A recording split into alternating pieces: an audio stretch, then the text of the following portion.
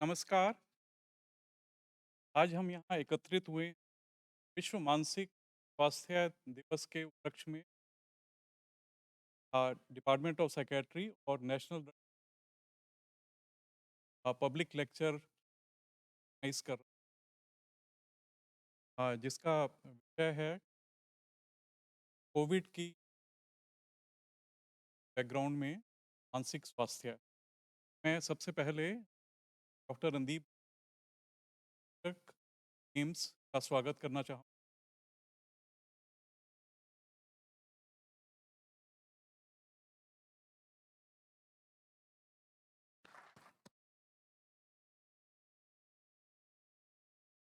अब मैं अपने डायरेक्टर महोदय को रिक्वेस्ट करूँगा आकर व्याख्यान।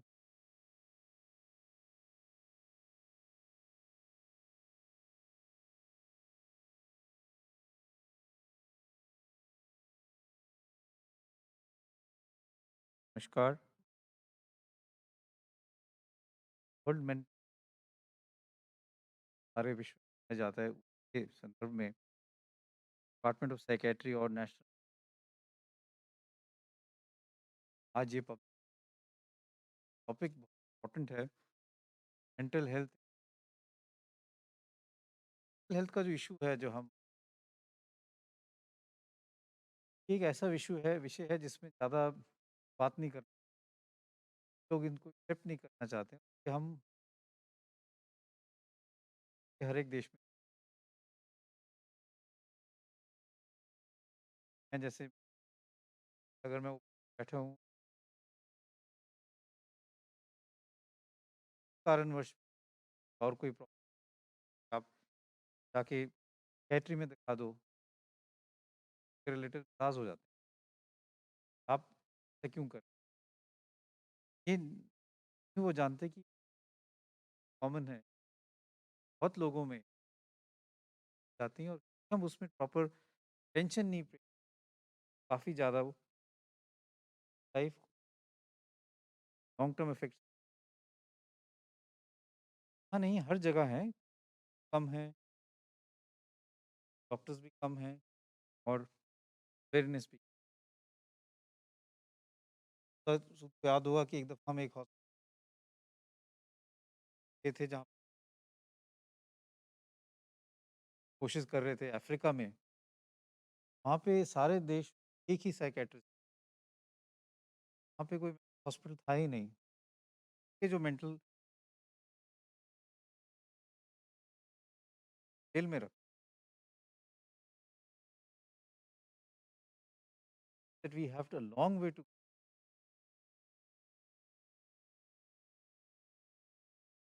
हमारे देश में उससे बहुत काम करने की। ऐसे बैकग्राउंड में एक पैंडेमिक हुआ, हो रहा है अभी भी। के कारण अब क्या करना चाहिए कि प्रॉब्लम और बढ़ गई है, एक बहुत बड़ा चैलेंज। कोई इसमें प्रोटोकॉल नहीं है कि आप पैंडेमिक कैसे ट्रीट या तरह से आप टैकल करें। तो और चीज़ों में प्रोटोकॉल नहीं है कि आप कोविड के पेशेंट को कैसे ट्रीट करें,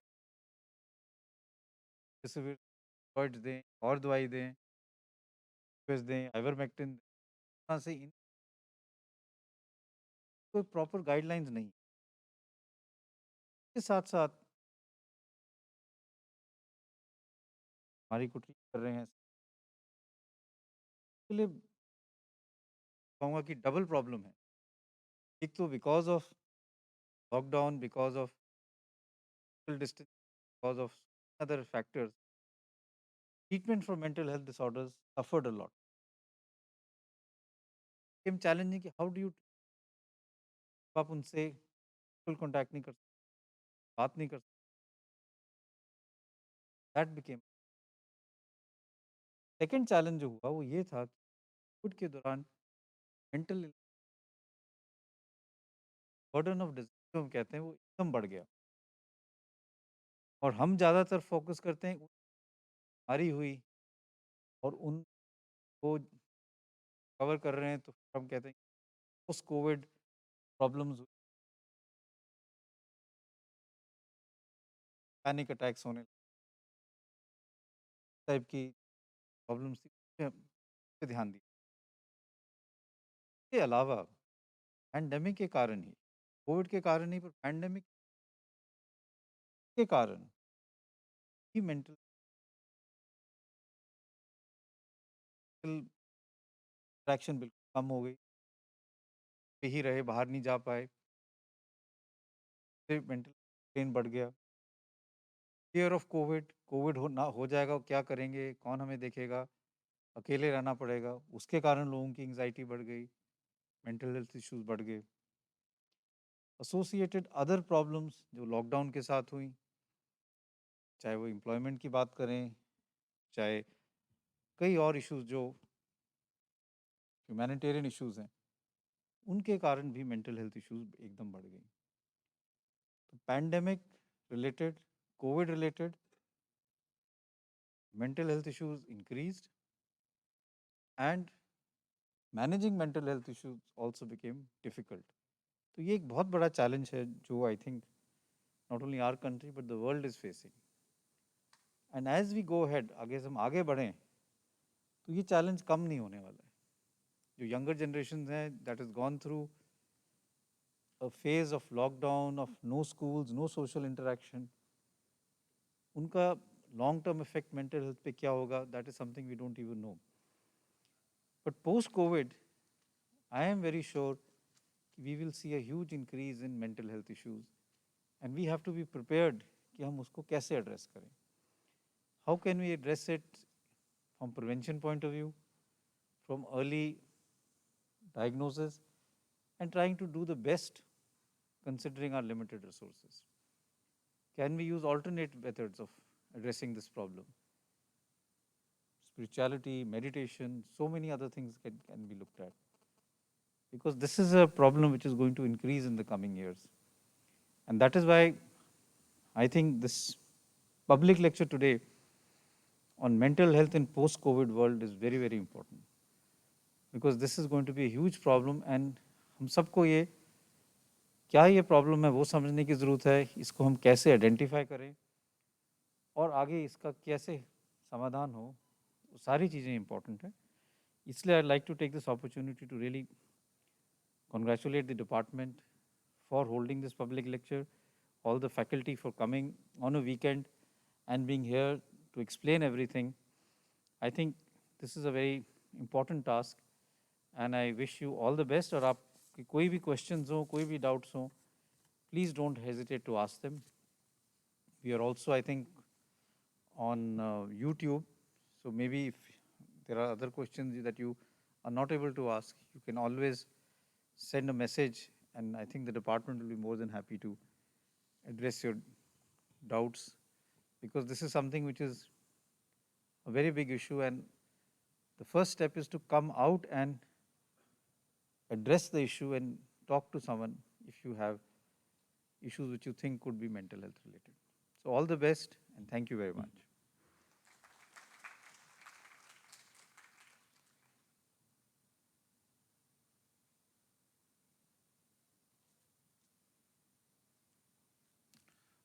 थैंक यू सर, आपका बहुत बहुत धन्यवाद इस पब्लिक लेक्चर की शुरुआत करने के लिए।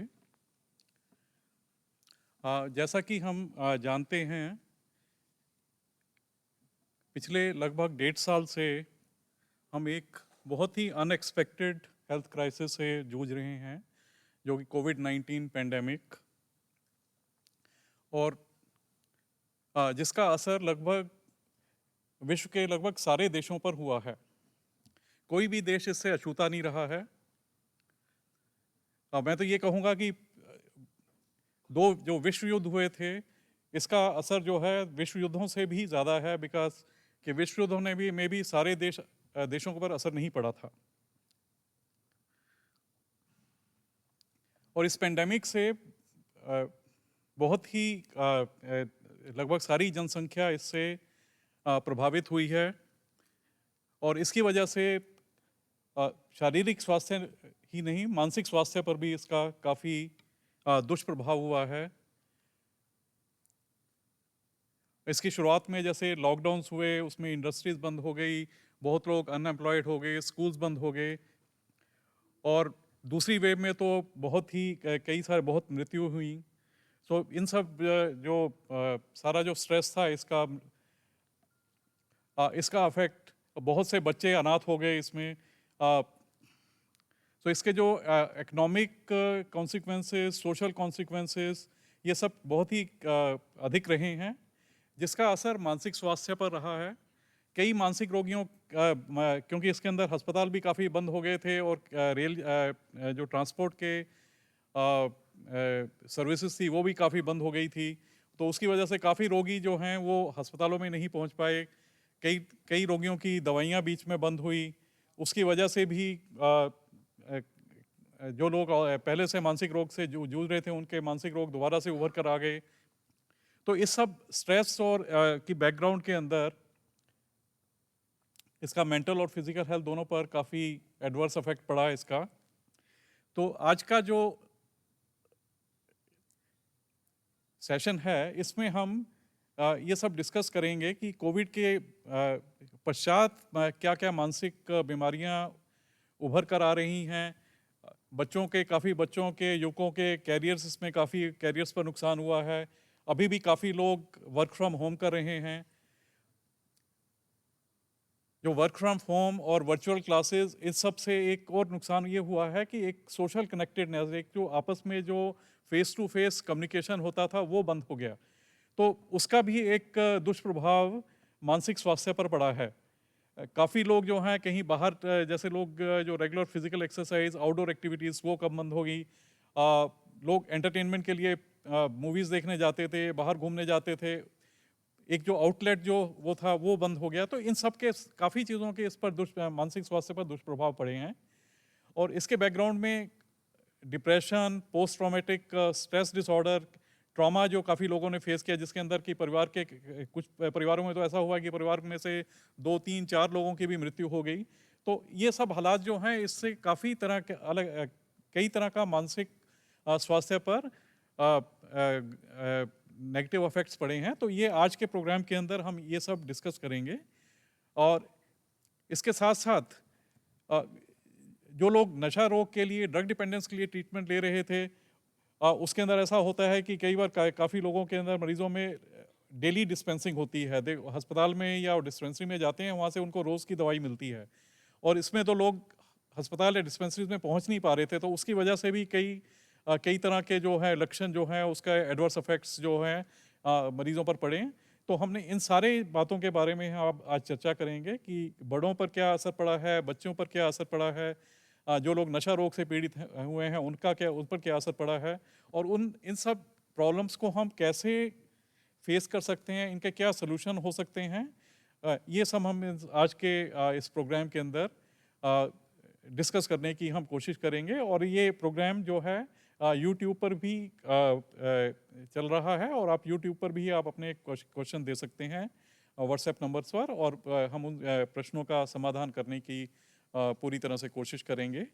अब मैं रिक्वेस्ट करूंगा डॉक्टर ममता सूद को। डॉक्टर ममता सूद हमारे मानसिक रोग विभाग में प्रोफेसर हैं, और वो इसके बारे में कुछ specially mental health in under privilege population के बारे में बात करेंगी, और कोविड के बैकग्राउंड में और जो मानसिक रोग हो रहे हैं उसके बारे में कुछ बताएंगे। डॉक्टर ममता सूद।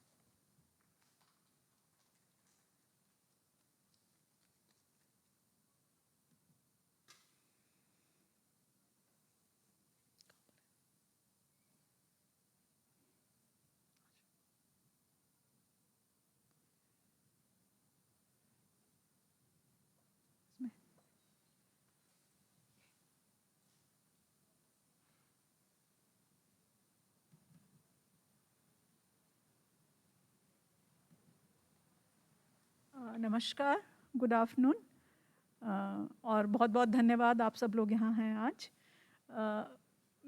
मेरा जो काम है आज, जो मैं इस लेक्चर में बहुत बेसिक और मूलभूत बातों के बारे में बात करना चाह रही हूँ, ताकि हम लोग समझें कि ये इस बार का जो मेंटल हेल्थ थीम है वो ये है कि अनइक्वल वर्ल्ड या अंडर प्रिविलेज्ड वर्ल्ड, तो और मेंटल हेल्थ, तो ये जो छोटे छोटे मुद्दे हैं इनको हम समझने की हम लोग बहुत आसान भाषा में कोशिश करेंगे।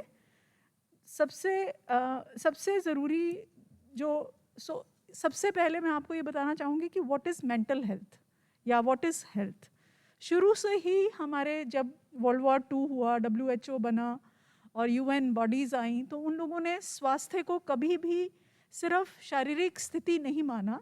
उन्होंने कहा कि स्वास्थ्य जो है वो पूर्ण शारीरिक, मानसिक और सामाजिक सलामती की स्थिति है, ना कि केवल एक बीमारी या दुर्बलता की अनुपस्थिति।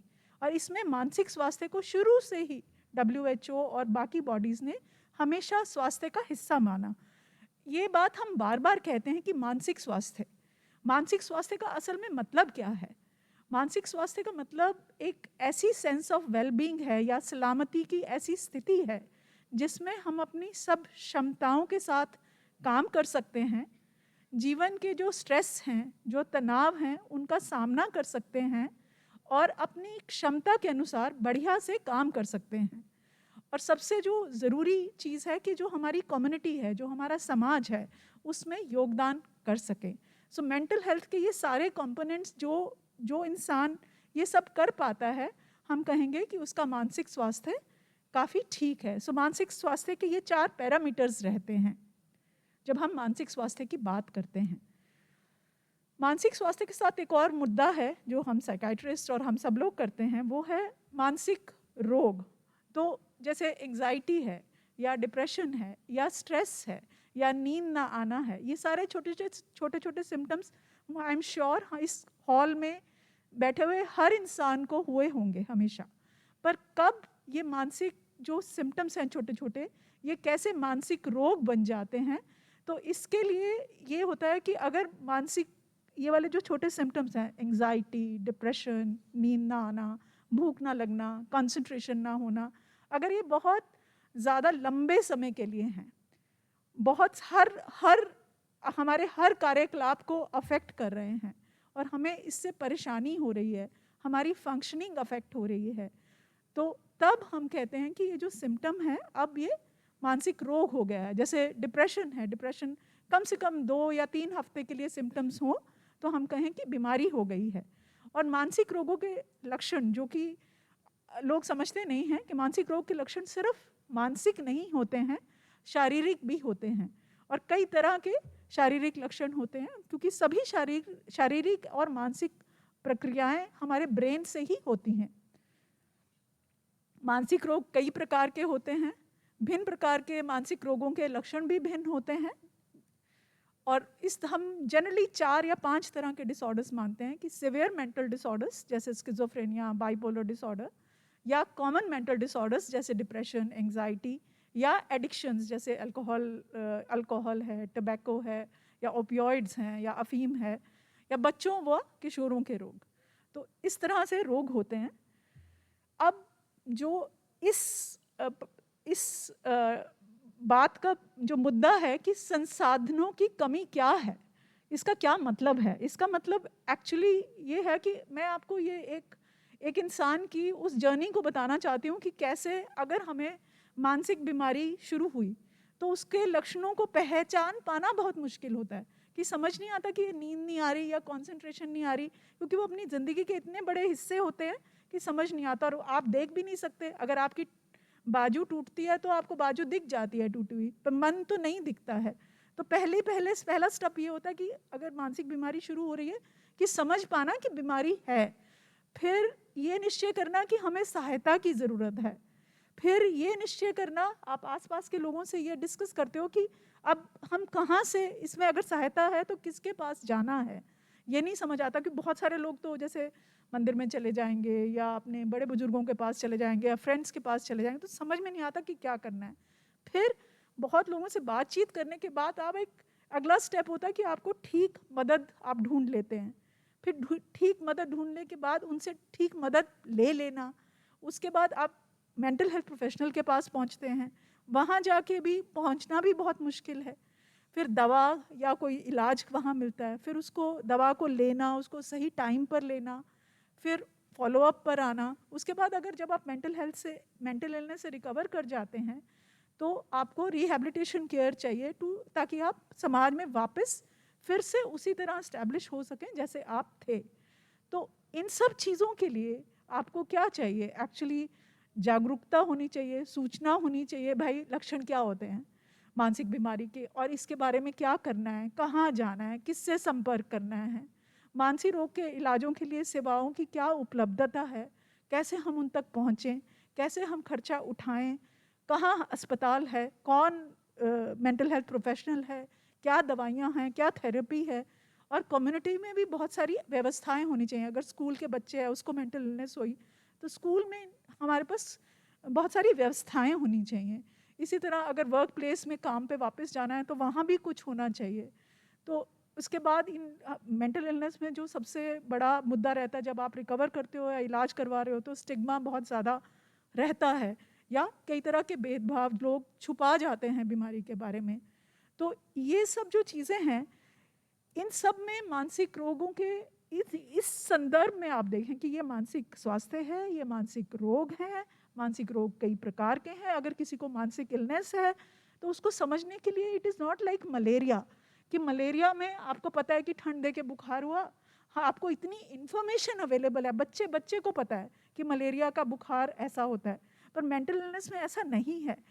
तो इस संदर्भ में हम कहते हैं कि अंडर प्रिविलेज्ड क्या है।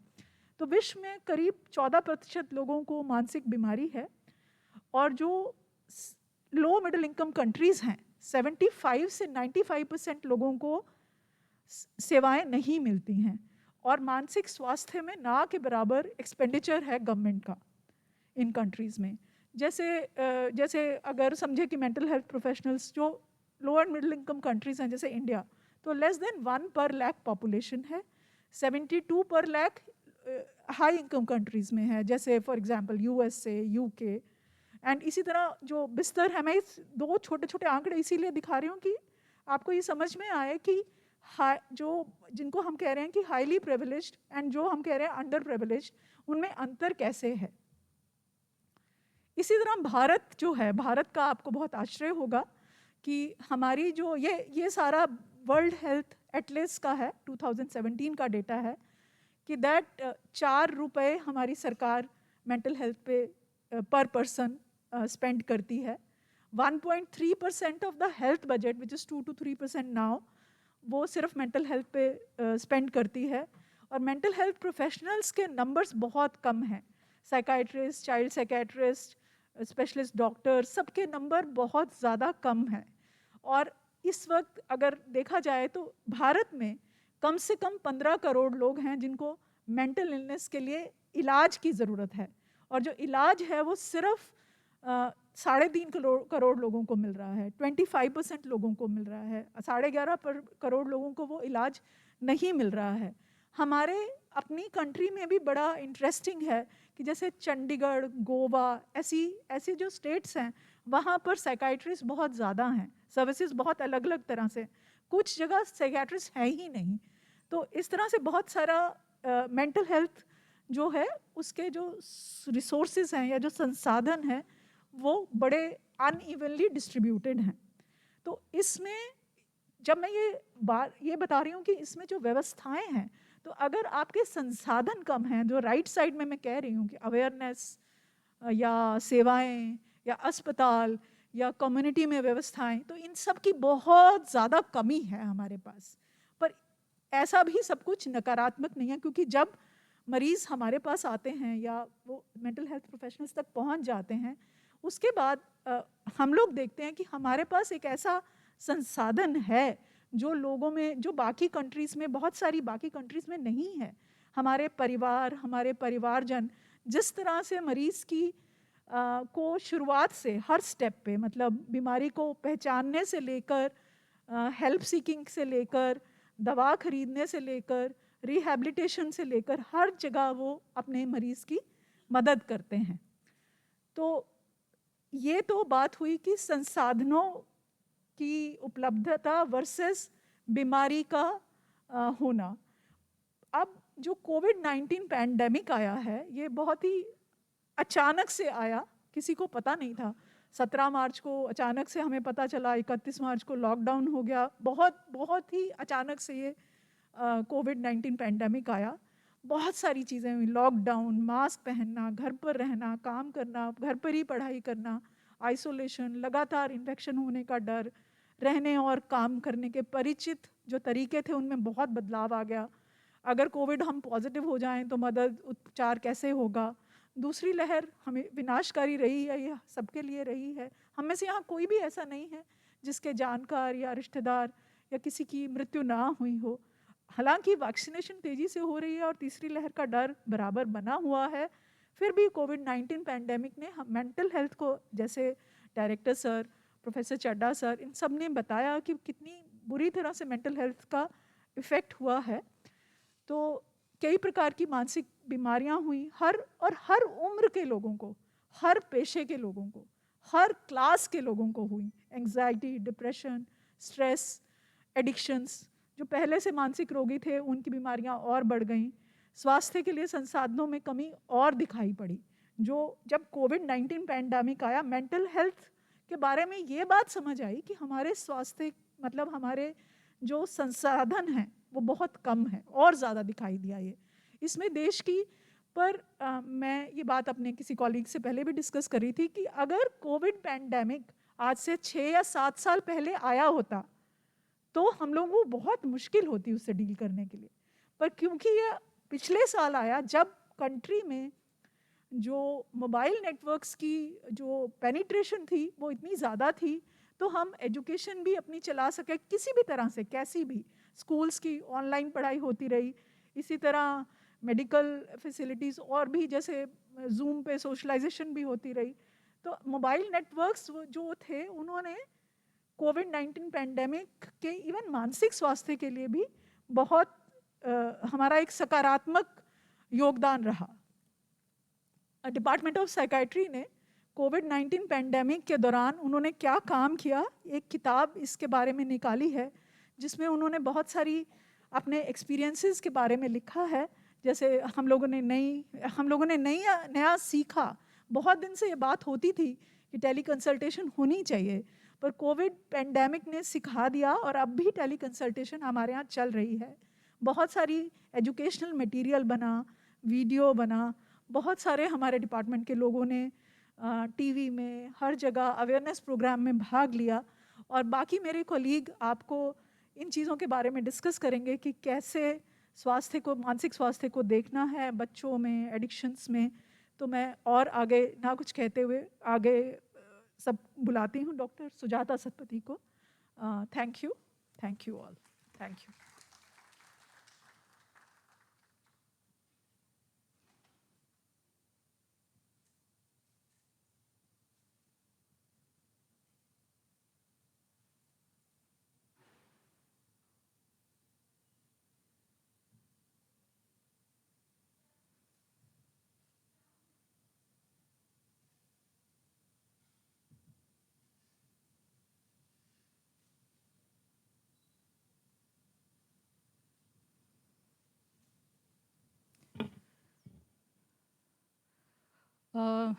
सबको मेरी नमस्कार and good afternoon. Thank you very much doctor Mamta for setting the tone of this public lecture.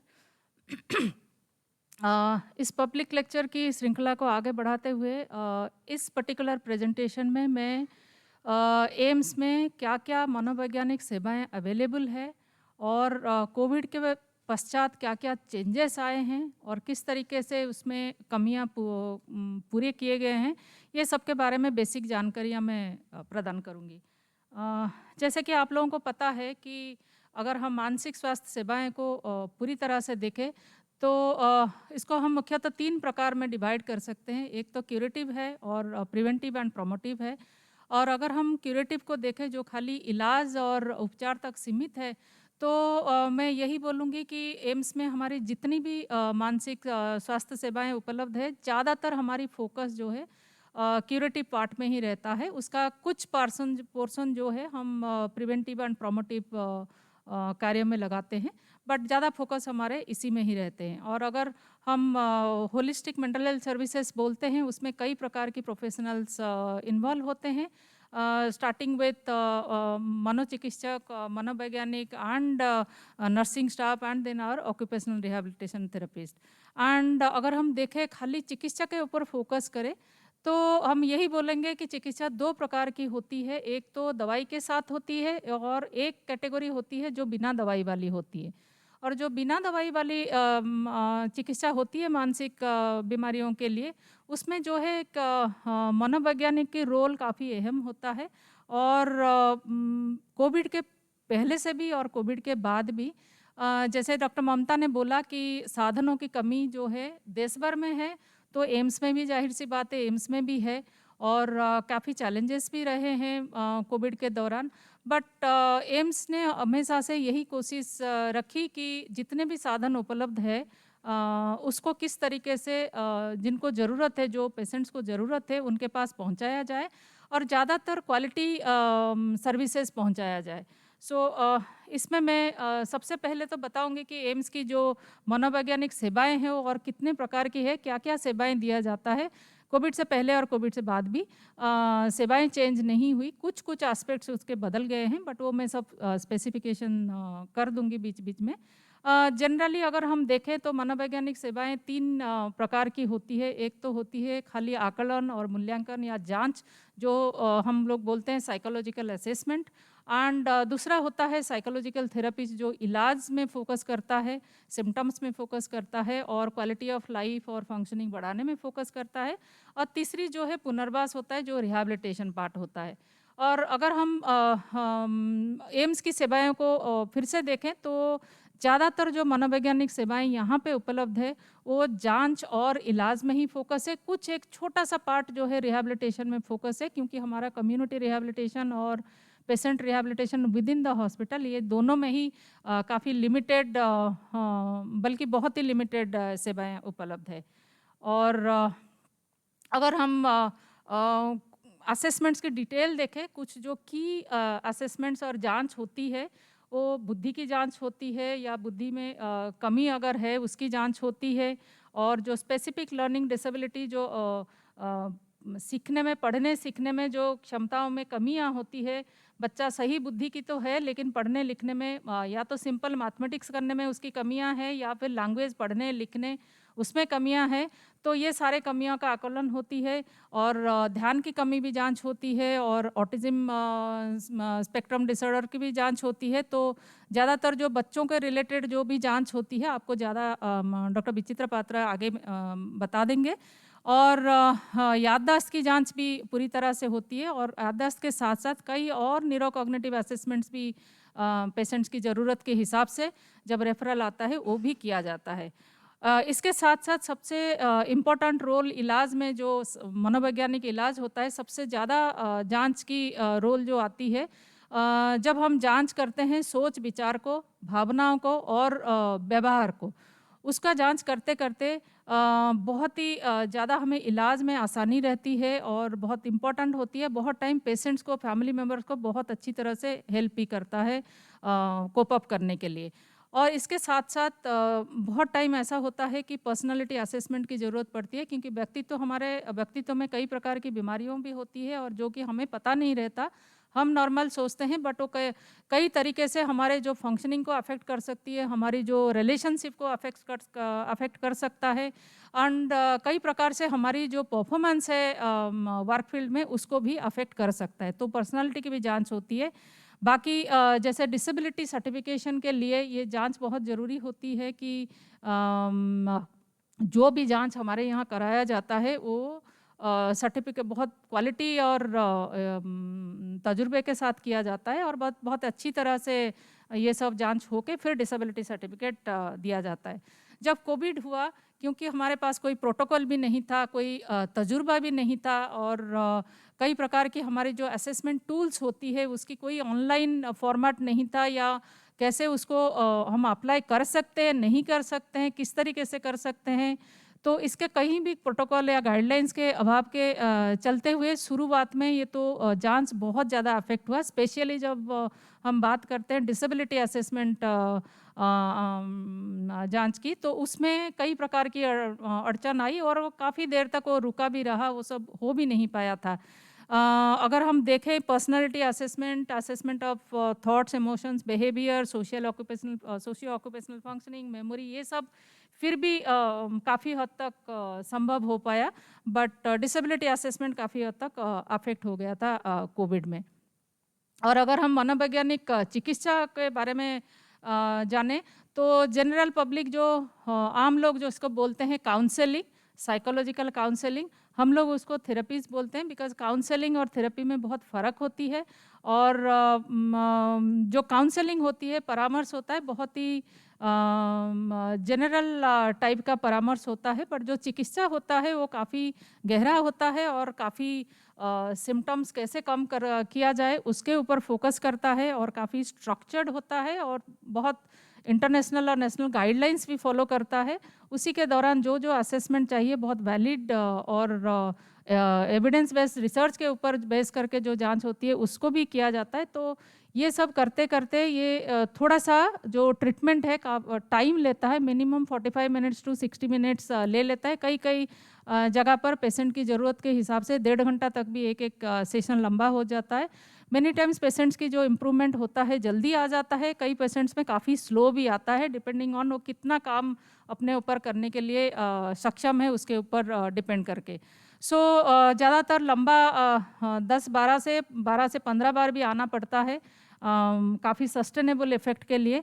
सो ये जो मनोवैज्ञानिक उपचार कई प्रकार की होती है और कोविड के दौरान जो है इनिशियली फिर भी डिफ़िकल्टी तो आई, लेकिन इसमें बहुत ज़्यादा फ़र्क नहीं पड़ा प्रोटोकॉल के हिसाब से, क्योंकि वीडियो ऑडियो दोनों तरफ से हो पा रहा था। तो उसमें बहुत ज़्यादा इनिशियल पीरियड को छोड़कर उसके बाद बहुत ज़्यादा प्रॉब्लम नहीं आई और थोड़ी सी आदत भी बन गई आगे जाते जाते।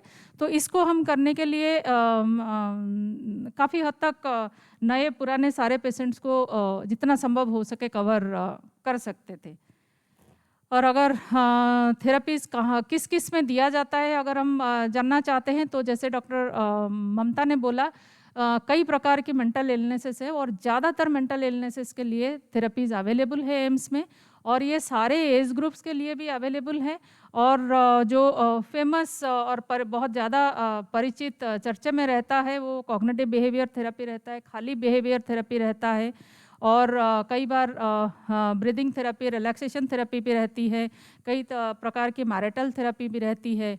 और जब कोविड-19 की टेली साइकोलॉजिकल सर्विसेज शुरू हुआ तब ज़्यादातर यही वाली थेरेपीज़ बहुत अच्छे से काम में आई, क्योंकि इसका स्ट्रक्चर ऑलरेडी एस्टेब्लिश था, तो बहुत ज़्यादा इम्प्लीमेंट करने में बहुत ज़्यादा दिक्कत आई नहीं जब एक बार शुरू हो गया तो।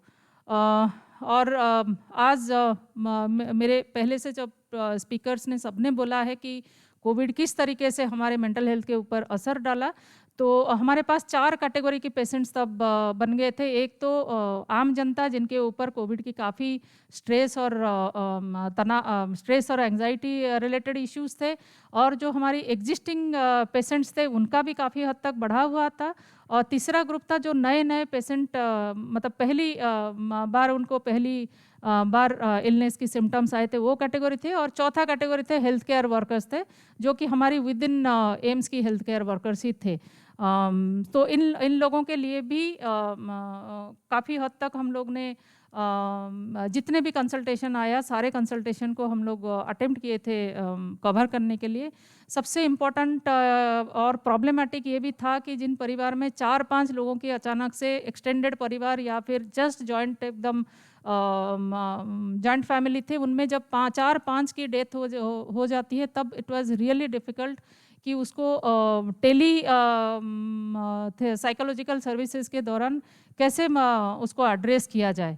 बहुत ही डिफ़िकल्टी के साथ कई सारे केसेस ऐसे हैं जो कि अभी भी फॉलोअप में चल रहे हैं, ओपीडी आ रहे हैं, क्योंकि उसमें काफ़ी सारे पर्सनल चीज़ों के बारे में जो ऑब्जर्वेशन होती है, क्लिनिकल ऑब्जर्वेशन होती है या फिर बहुत सारे वर्कशीट रहती है, वो सब कुछ हो नहीं पा रहा था टेली काउंसलिंग की तरफ। सो वो अड़चन धीरे धीरे जैसे जैसे लॉकडाउन खोला सबसे पहले उन्हीं लोगों की कैटेगरी को प्रायोरिटाइज हम लोगों ने किया था सारे।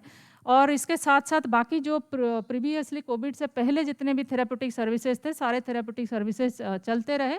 2 मोबाइल जो है कंस्टेंटली रोटेशन में रहा 7 मनोवैज्ञानिक के पास, और audio, video, WhatsApp, normal text सबके थ्रू पेशेंट्स को कवर किया गया था।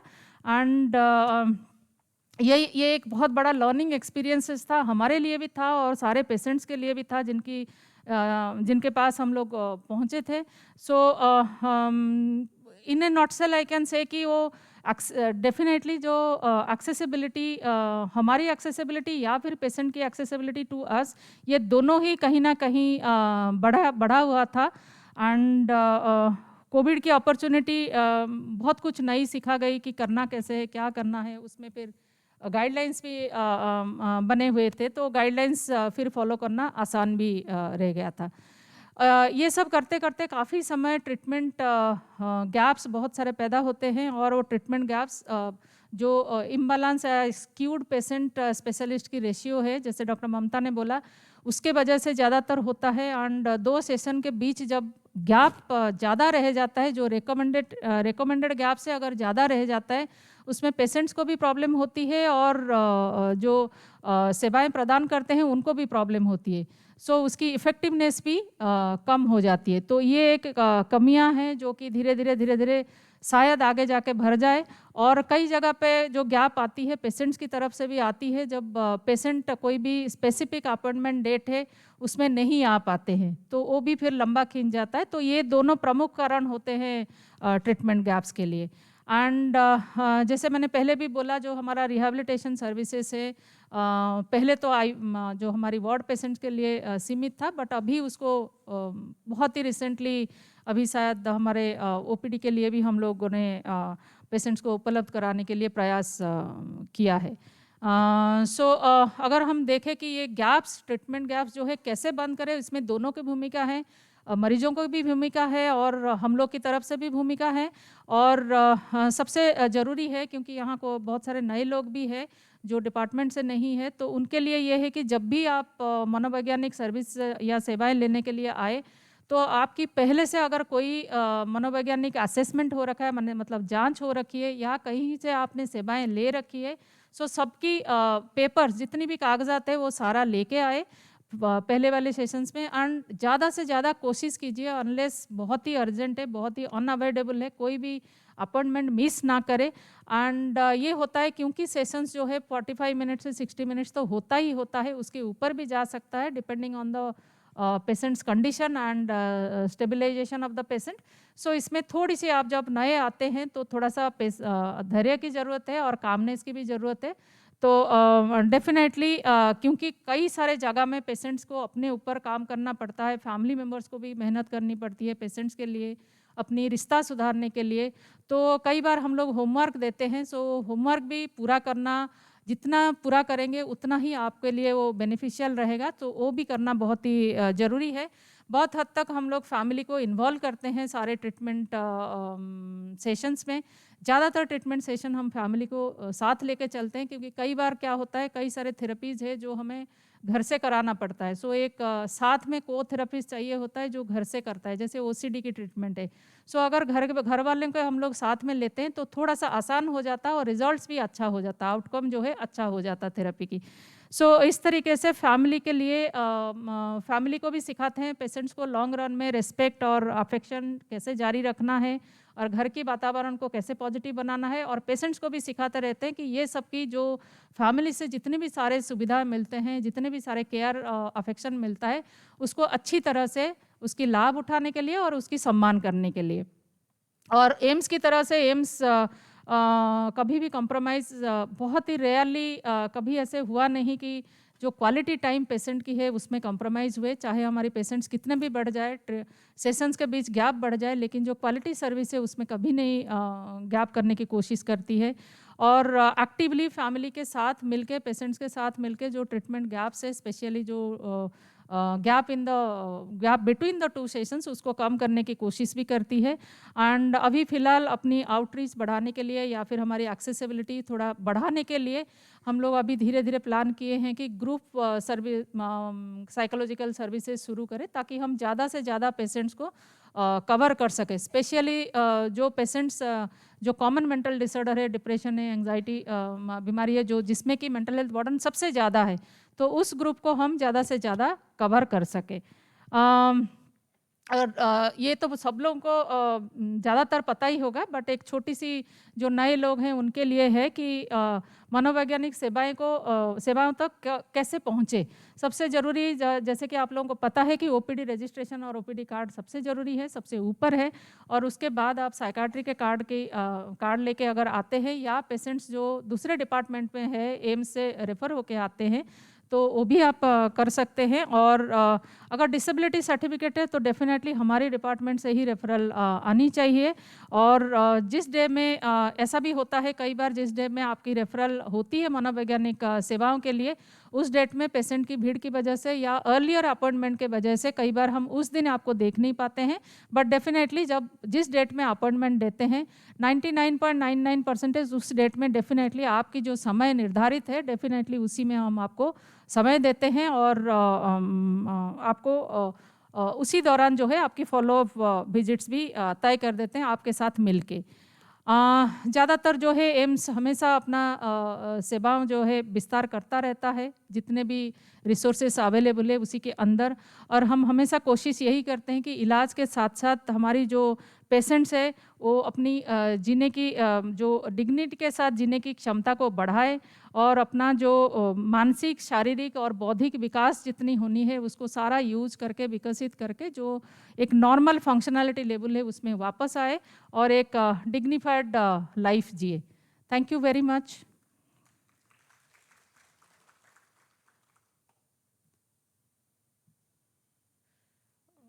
मैं अभी डॉक्टर प्रभु दयाल को बुलाना चाहूँगी।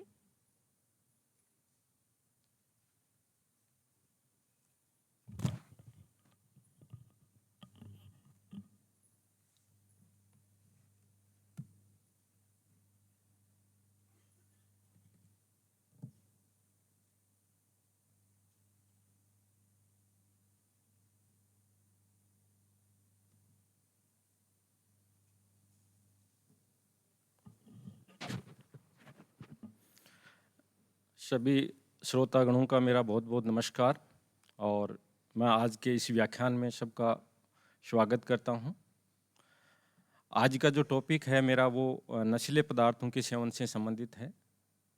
इसके लिए मैं कोरोना को, और कोरोना से पहले और कोरोना के बाद में, इस खंड जो आपका कालखंड है उसको हम दो तरह से डिवाइड कर सकते हैं। एक, कोरोना से पहले क्या होता था और कोरोना के बाद में क्या हो रहा है।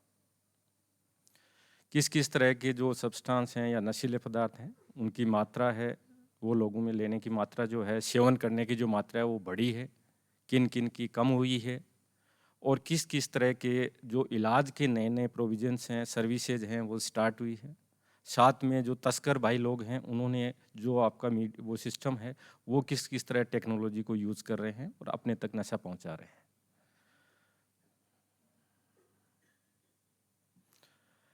ये वाली जो समरी है या जो रिपोर्ट है, ये यूएनओडीसी जो यूएन का सेक्शन है, उन्होंने वर्ल्ड ड्रग रिपोर्ट जून में अभी जो इश्यू किया है उसमें ऐसा बताया गया है कि पेंडेमिक में और अभी लगभग इस साल के शुरू में नशे का जो चेन सप्लाई जिसको हम बोलते हैं, जो सप्लाई चेन है या जो ट्रैफिकिंग है, तस्करी है, लगभग वो उसी लेवल पे हो रही है। उसमें किसी तरह की कमी नहीं देखी गई है, अच्छी खासी तेज़ी से चल रही है, कुछ बढ़ ही रही है, कम नहीं हो रहा है।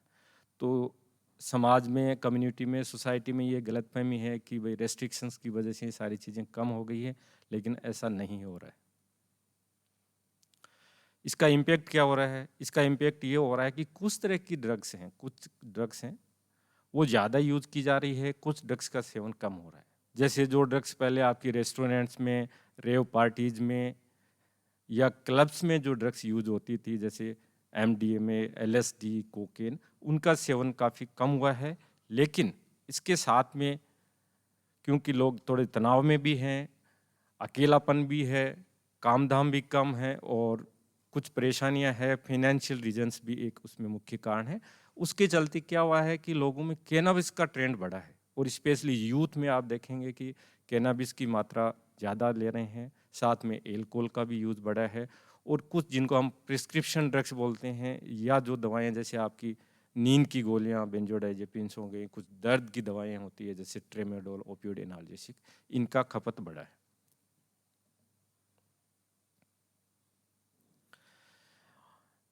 अच्छा, ऐसा अनुमान लगाया जा रहा है कि ये जो खपत बढ़ रही है या जो ट्रेंड है, अभी जो प्रचलन है, ये हो सकता है कि पोस्ट कोविड सारा कुछ सेटल हो जाए, रेस्ट्रिक्शंस लिफ्ट हो जाएंगे, हटा दिए जाएंगे, उसके बाद में मे बी कंटिन्यू रह सकता है।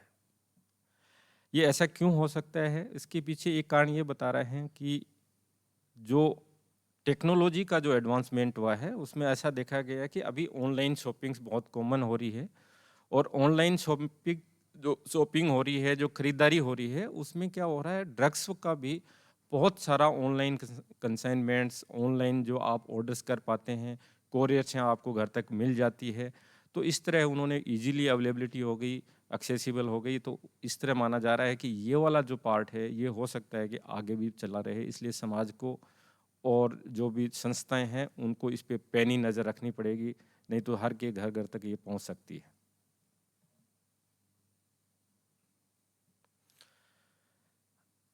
Covid, post Covid, during Covid कुछ नई चीज़ें भी आई है। एक इंसान का हमेशा एक ट्रेंड रहता है कि जल्दी से वो अपने आप को बदलता नहीं है, कुछ लिमिटेशंस भी होती है, कुछ ट्रेंड्स हैं, प्रचलन हैं, वो चलते रहते हैं।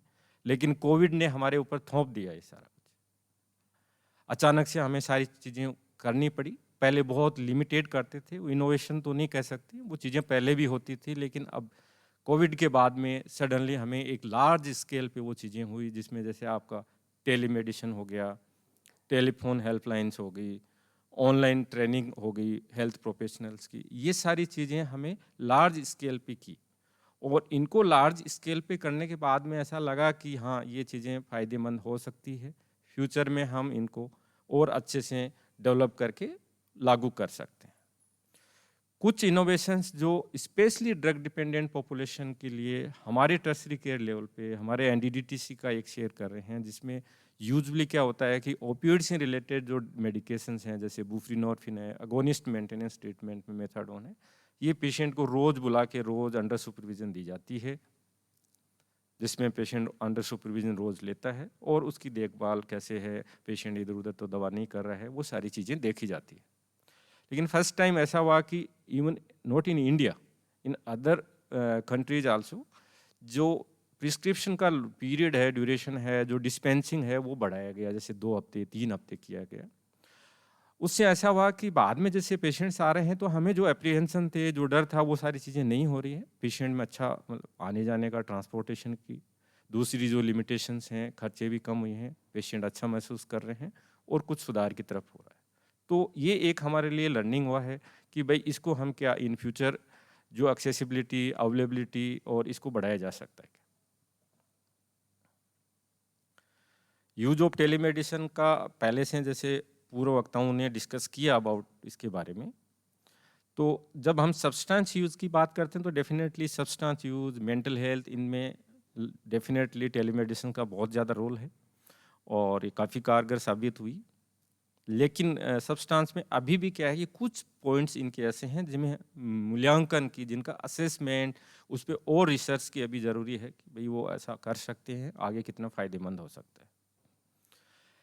खास बात यह है कि टेलीमेडिसिन में हम टूल कौन सा यूज़ कर रहे हैं, वीडियो, ऑडियो, टेक्स्ट, उसका खास फर्क नहीं पड़ता है। हमारा जो प्रिंसिपल, कोर प्रिंसिपल सब में एक ही रहता है, जिससे कि कम्युनिकेशन, जो भी मैसेज है, जो कम्युनिकेशन हम करना चाहते हैं, वो पेशेंट का डॉक्टर तक पहुंच जाए।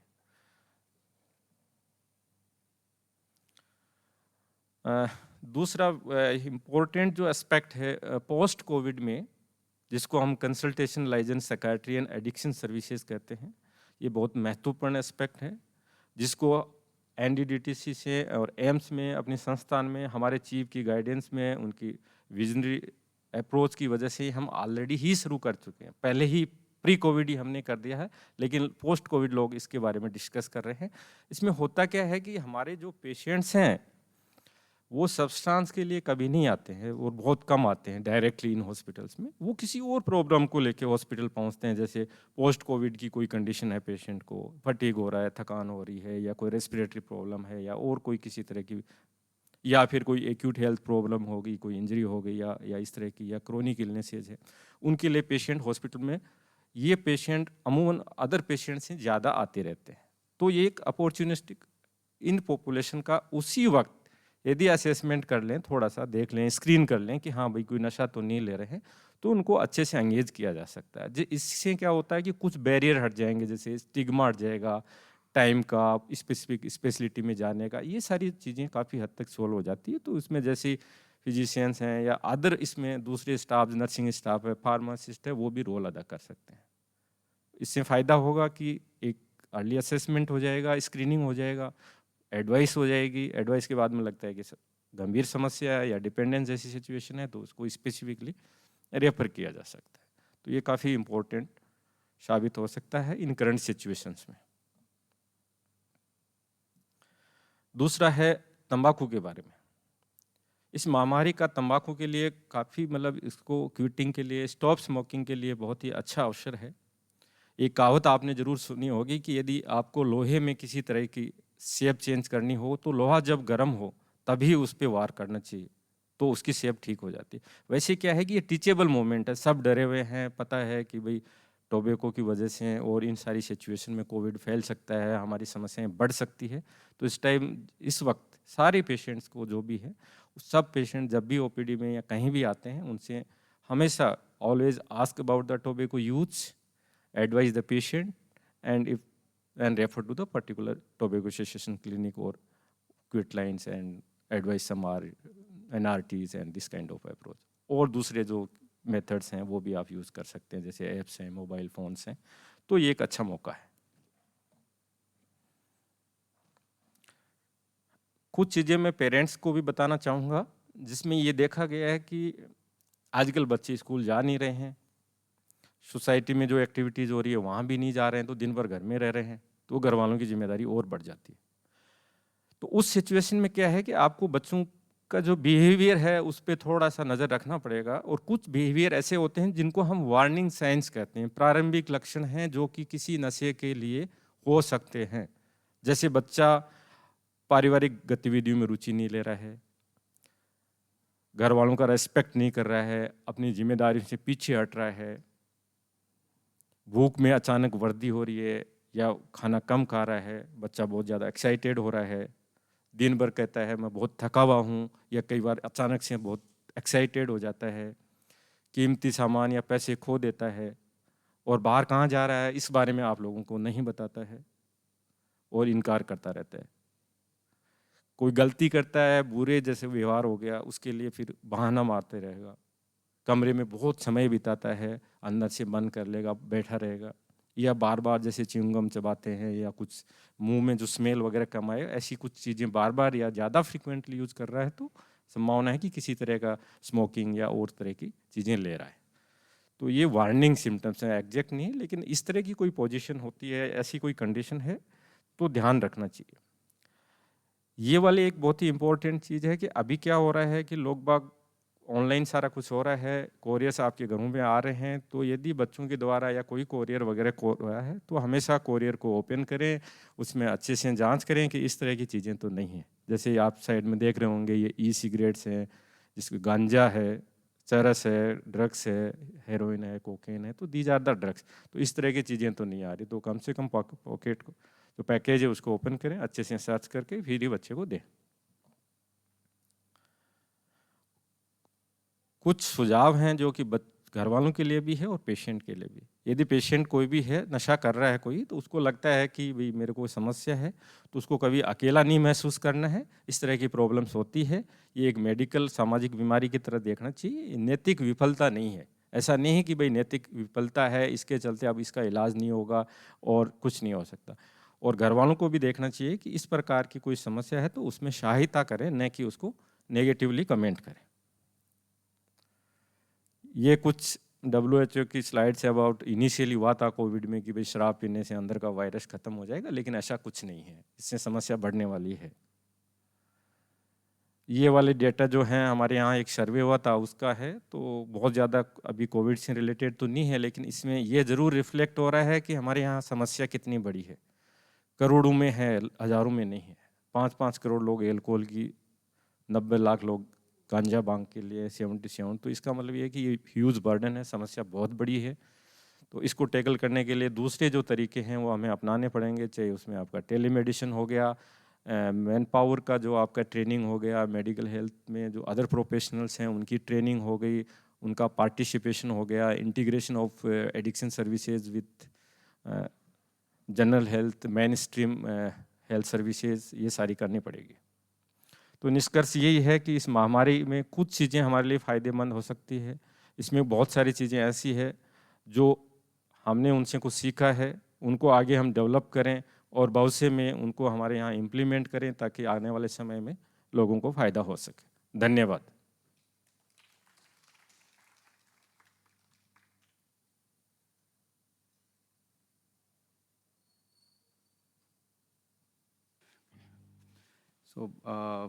आज इस जन व्याख्यान में बच्चों और किशोर की मानसिक स्वास्थ्य के बारे में कुछ बताना चाहूँगा कि बच्चों और किशोरों का मानसिक स्वास्थ्य क्यों मायने रखता है, वो क्यों इम्पोर्टेंट है। क्योंकि ये देखा गया है कि हमारे देश में कुल जनसंख्या का लगभग 31% जो पॉपुलेशन का 0 से 14 साल के बच्चों के तक होते हैं, और एडोलेसेंट जो किशोर बच्चे हैं वो 1/4 ही होते हैं कुल जनसंख्या का। और जितने भी मानसिक बीमारी है, जो सभी आजीवन मानसिक विकार जो होता है, जो लंबे टाइम तक चलता है, उसमें से लगभग आधे से ज़्यादा 14 साल की आयु से पहले शुरू हो जाते हैं। और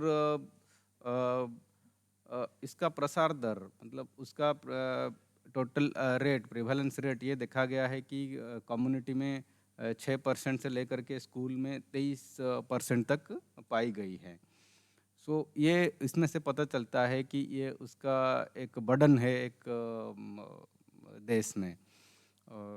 और वो क्यों उसका इलाज करना चाहिए या उसको एड्रेस करना चाहिए, क्योंकि जब खराब मानसिक स्वास्थ्य के कारण बहुत सारी परेशानियां हो सकता हैं, जैसे कि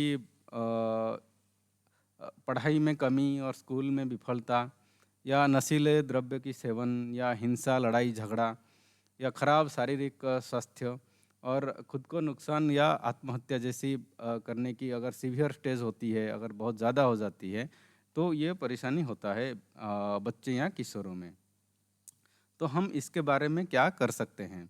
तो हम कुछ वार्निंग साइन, जैसे कि प्रारंभिक या चेतावनी के संकेत है, और उसकी पहचान कैसे करें, कब परामर्श करें, हम उसके बारे में कुछ बातचीत करेंगे। जबकि आज की जो संदर्भ है कि कोविड के बाद कैसे बच्चों की मानसिक स्थिति खराब हुआ है, तो हम थोड़ा विस्तार में उसके बारे में अभी आलोचना करेंगे कि जो बच्चों के ऊपर ये कोरोना वायरस पैंडेमिक, जो महामारी के दौरान किस तरह की मानसिक स्वास्थ्य में दुष्प्रभाव पड़ा है। और जैसे हम लोग सब जानते हैं कि कोरोना वायरस जो है वो ज़्यादा घातक होता है जो बुज़ुर्ग लोगों में, जो ओल्ड एज लोग होते हैं। बट बच्चों के ऊपर वो जानलेवा या उनके शारीरिक स्वास्थ्य के ऊपर बहुत ज़्यादा हानिकारक प्रभाव, दुष्प्रभाव नहीं है। लेकिन जो कोरोना महामारी के दौरान बच्चों की मानसिक स्वास्थ्य के ऊपर बहुत सारे दुष्प्रभाव हुए हैं। उसमें कई सारे कारण होते हैं, हम थोड़ा उसके ऊपर अभी डिस्कस करेंगे। जैसे ये बच्चों की कई तरह की तरीके से अफेक्ट किया है, जैसे कि लॉकडाउन की वजह से स्कूल बंद हो जाना, स्कूल बंद हो जाने की वजह से उनका पढ़ाई ख़राब होना, और वहाँ पे अपने दोस्तों से ना मिल पाना, और उनके साथ खेलना, और जो सामाजिक इंटरैक्शन, सोशल इंटरैक्शन होता है वो बंद होना, और घर में बहुत सारे लोगों का नौकरी छूट गया है, और कारोबार में भी मंदी आई है। उसकी वजह से पेरेंट्स में जो स्ट्रेस और एंजाइटी होता है, उसके चलते हुए बच्चों के ऊपर बच्चों को वो भी झेलना पड़ रहा है, क्योंकि वो फिर डोमेस्टिक वायलेंस या अब्यूज़, ये सब चीज़ की फेस करना पड़ता है। और कभी कभी परिवार की फाइनेंशियल कंडीशन ख़राब होने की वजह से ट्रैफिकिंग की सामना भी करना पड़ सकता है, जैसे कि चाइल्ड लेबर या सेक्सुअल अब्यूज़, इस तरह की। बट बच्चों का इसीलिए हम अलग से डिस्कस कर रहे हैं क्योंकि बड़े लोग जिस तरह की एक प्रॉब्लम को समझते हैं, जिस तरह की उसको प्रोसेस करते हैं उनके दिमाग में, बच्चे उस तरह की नहीं समझते हैं। इसीलिए बच्चों के लिए कैसे वो इन्फॉर्मेशन समझ में आएगा, जैसे कि कोई प्ले मेथड हो या डायरेक्ट मेथड से नहीं आ सकता है कुछ डायरेक्टिव, तो ये इस चीज़ की ज़्यादा ज़रूरी है। जो अभी कोरोना पैंडेमिक के दौरान जैसे न्यूज़ चलता है, उस न्यूज़ का कैसे इंटरप्रिटेशन बच्चे करते हैं, कैसे समझ वो करते हैं और बड़ों कैसे करते हैं, उसमें अलग दिखा जाता है। और वो कई तरह की तरीके से उसको रिएक्ट कर सकते हैं, जैसे कि वो एक्सटर्नलाइजिंग मतलब बाहर से वो देखता है जो बिहेवियर, जैसे बात नहीं मानना, ज़्यादा आर्गुमेंट करना या टंट्रम थ्रो करना, गुस्सा करना और अथॉरिटी को रेजिस्ट करना, बहुत ज़्यादा टीवी मोबाइल से यूज़ रहना, ये हो सकता है। या इंटरनलाइजिंग मतलब अपने अंदर ही अंदर चुपचाप रहना, खाना और सोने का हैबिट में चेंज होना, और जो व्यवहार वो आउटग्रोन कर चुके हैं, जैसे कि अंगूठा चूसना या बिस्तर में पेशाब करना, या जैसे कि इनअटेंशन रहना, दर्द बताना, बेहोशी, वो कई तरह की इंटरनलाइजिंग सिम्टम भी हो सकता है। सारे बच्चे वल्नरेबल होते हैं, लेकिन जो बच्चे का जैसे पेरेंट्स खो गया है, आइदर एक या दोनों पेरेंट्स खो गए हैं, या सेपरेटेड हुए हैं कोरोना के दौरान ड्यू टू लॉकडाउन हो, या क्वारंटाइन की वजह से हो, या आइसोलेशन की वजह से हो, या जो डिसेबिलिटी होता है, जो पहले से ऑलरेडी डिसेबल्ड चिल्ड्रन है या स्ट्रीट चिल्ड्रन है, ये लोग ज़्यादा वल्नरेबल मतलब ज़्यादा उनका संभावना रहता है कि इसमें अफेक्ट होने का। और एक है अनएम्प्लॉयमेंट एंड पॉवर्टी, जैसे पेरेंट्स का जॉब चला गया, पॉवर्टी आ गया, उसके चलते हुए भी वो अफेक्ट हो सकते हैं। ये कुछ आंकड़े हैं जो अप्रैल 2020 तक है यूएसए में, और इंडियन का भी कुछ डाटा है। लाइक 97% हाउस होल्ड का इनकम कम हुआ है, और 10 मिलियन लोग सेकेंड वेव के दौरान उनका नौकरी खोए हैं, और अनएम्प्लॉयमेंट रेट 12% तक बढ़ गया है। और आईटी कंपनी जो है और 3 मिलियन जॉब 2022 की पहले वो भी जॉब कम कर सकता है। ये अनएम्प्लॉयमेंट और पॉवर्टी का भी, जो पेरेंटल अनएम्प्लॉयमेंट और पॉवर्टी, वो भी बच्चों के ऊपर इनडायरेक्टली इफेक्ट कर रहा है।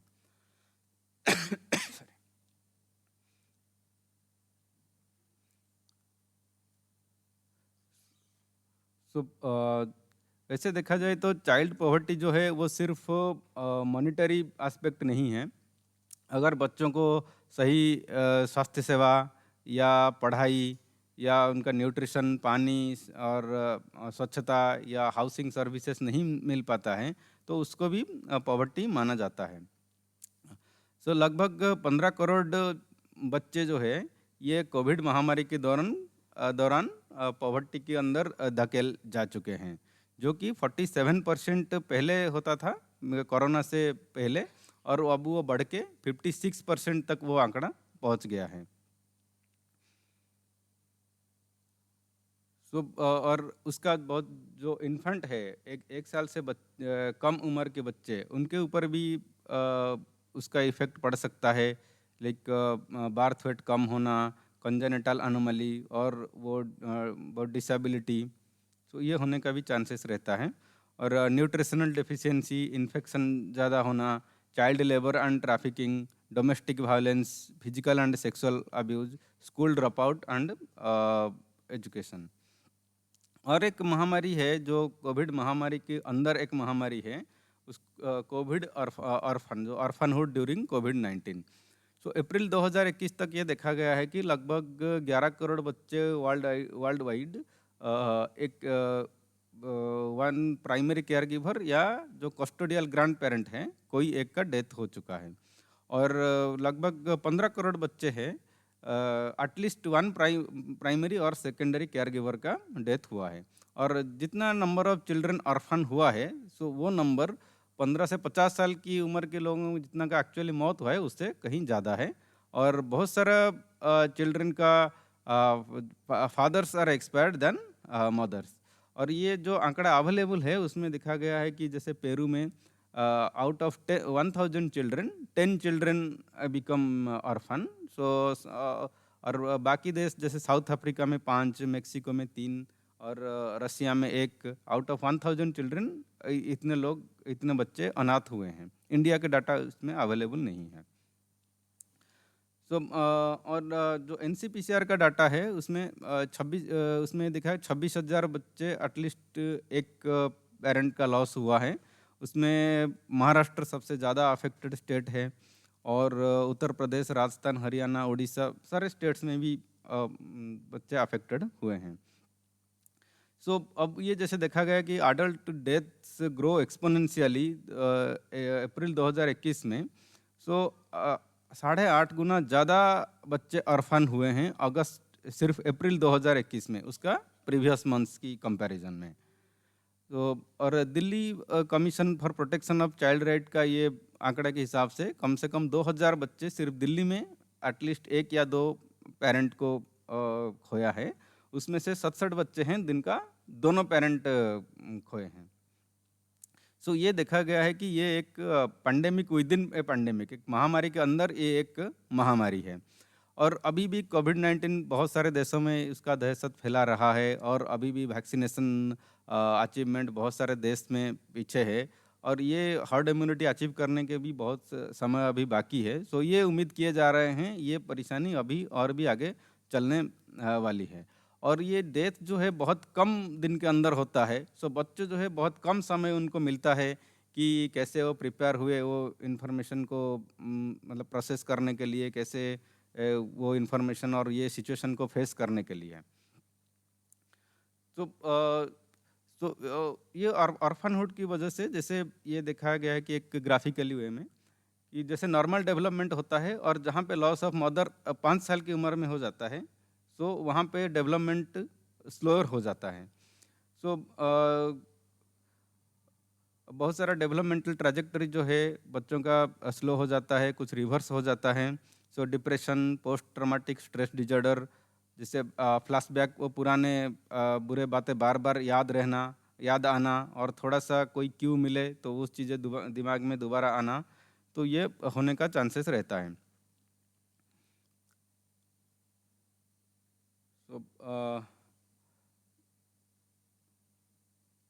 सम ऑफ द कुछ रिलीफ एफर्ट इसमें भी सरकार की तरफ से किया गया है, जैसे कि हर महीने बच्चों को 2,000 रुपया देना और जो स्कूल में वो पढ़ रहे हैं उसी स्कूल में उनका पढ़ाई कंटिन्यू रहना।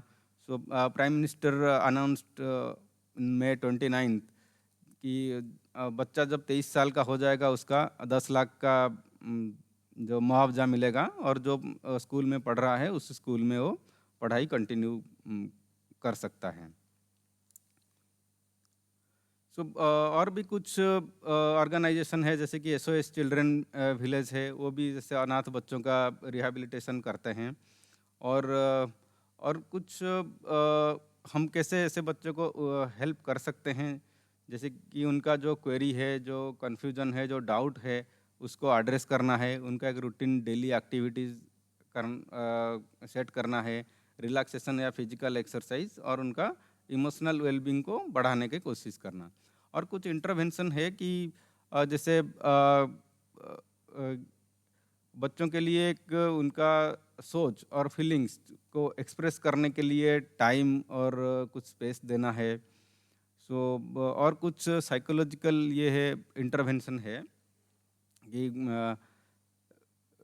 जो बच्चे अपने माता या पिता को खोए हैं, सो उनके लिए कि पहले इमेजिन करना है कि जिनको आप बहुत प्यार करते थे, सो और कोई पेपर या पेंसिल लेके उनके बारे में कुछ अच्छी चीज़ें लिखने के लिए। सो और कुछ एक्टिविटी जैसे कि उनकी यादों में एक दिया जलाएं या एक पौधे लगाएं और उनका फेवरेट फूड बनाएं। तो वो कुछ है इंटरवेंशन, साइकोलॉजिकल इंटरवेंशन जो किया जा सकता है, और बच्चों के साथ ओपनली ये चीज़ें डिस्कस करना है, और उनको ऐसे कभी झूठ नहीं बोलना है कि वो कहीं गए हैं बाद में आ जाएंगे, तुम तो पढ़ाई नहीं किए, बदमाशी किए इसीलिए वो चले गए, तो उस तरह की नहीं करना है। और कुछ इंटरवेंशन है जैसे कि डेली रूटीन, रिलैक्सेशन एक्सरसाइज, और चाइल्ड को इनकरेज करना है कि वो क्या कर सकते हैं। और अगर बहुत ज़्यादा व्यवहार में बदलाव है, नशे की तरफ लत गए हैं, या जो बिहेवियर वो आउटग्रो कर चुके थे, अगर दोबारा वो रिग्रेशन मतलब पीछे जा रहे हैं और खुद को नुकसान पहुंचने का कोशिश कर रहे हैं, नींद की अगर परेशानी है, भूख या नींद कम हो रहा है, सो इस तरह की केसेस में प्रोफेशनल हेल्प लेने की ज़रूरत हो सकता है। Okay, thank you.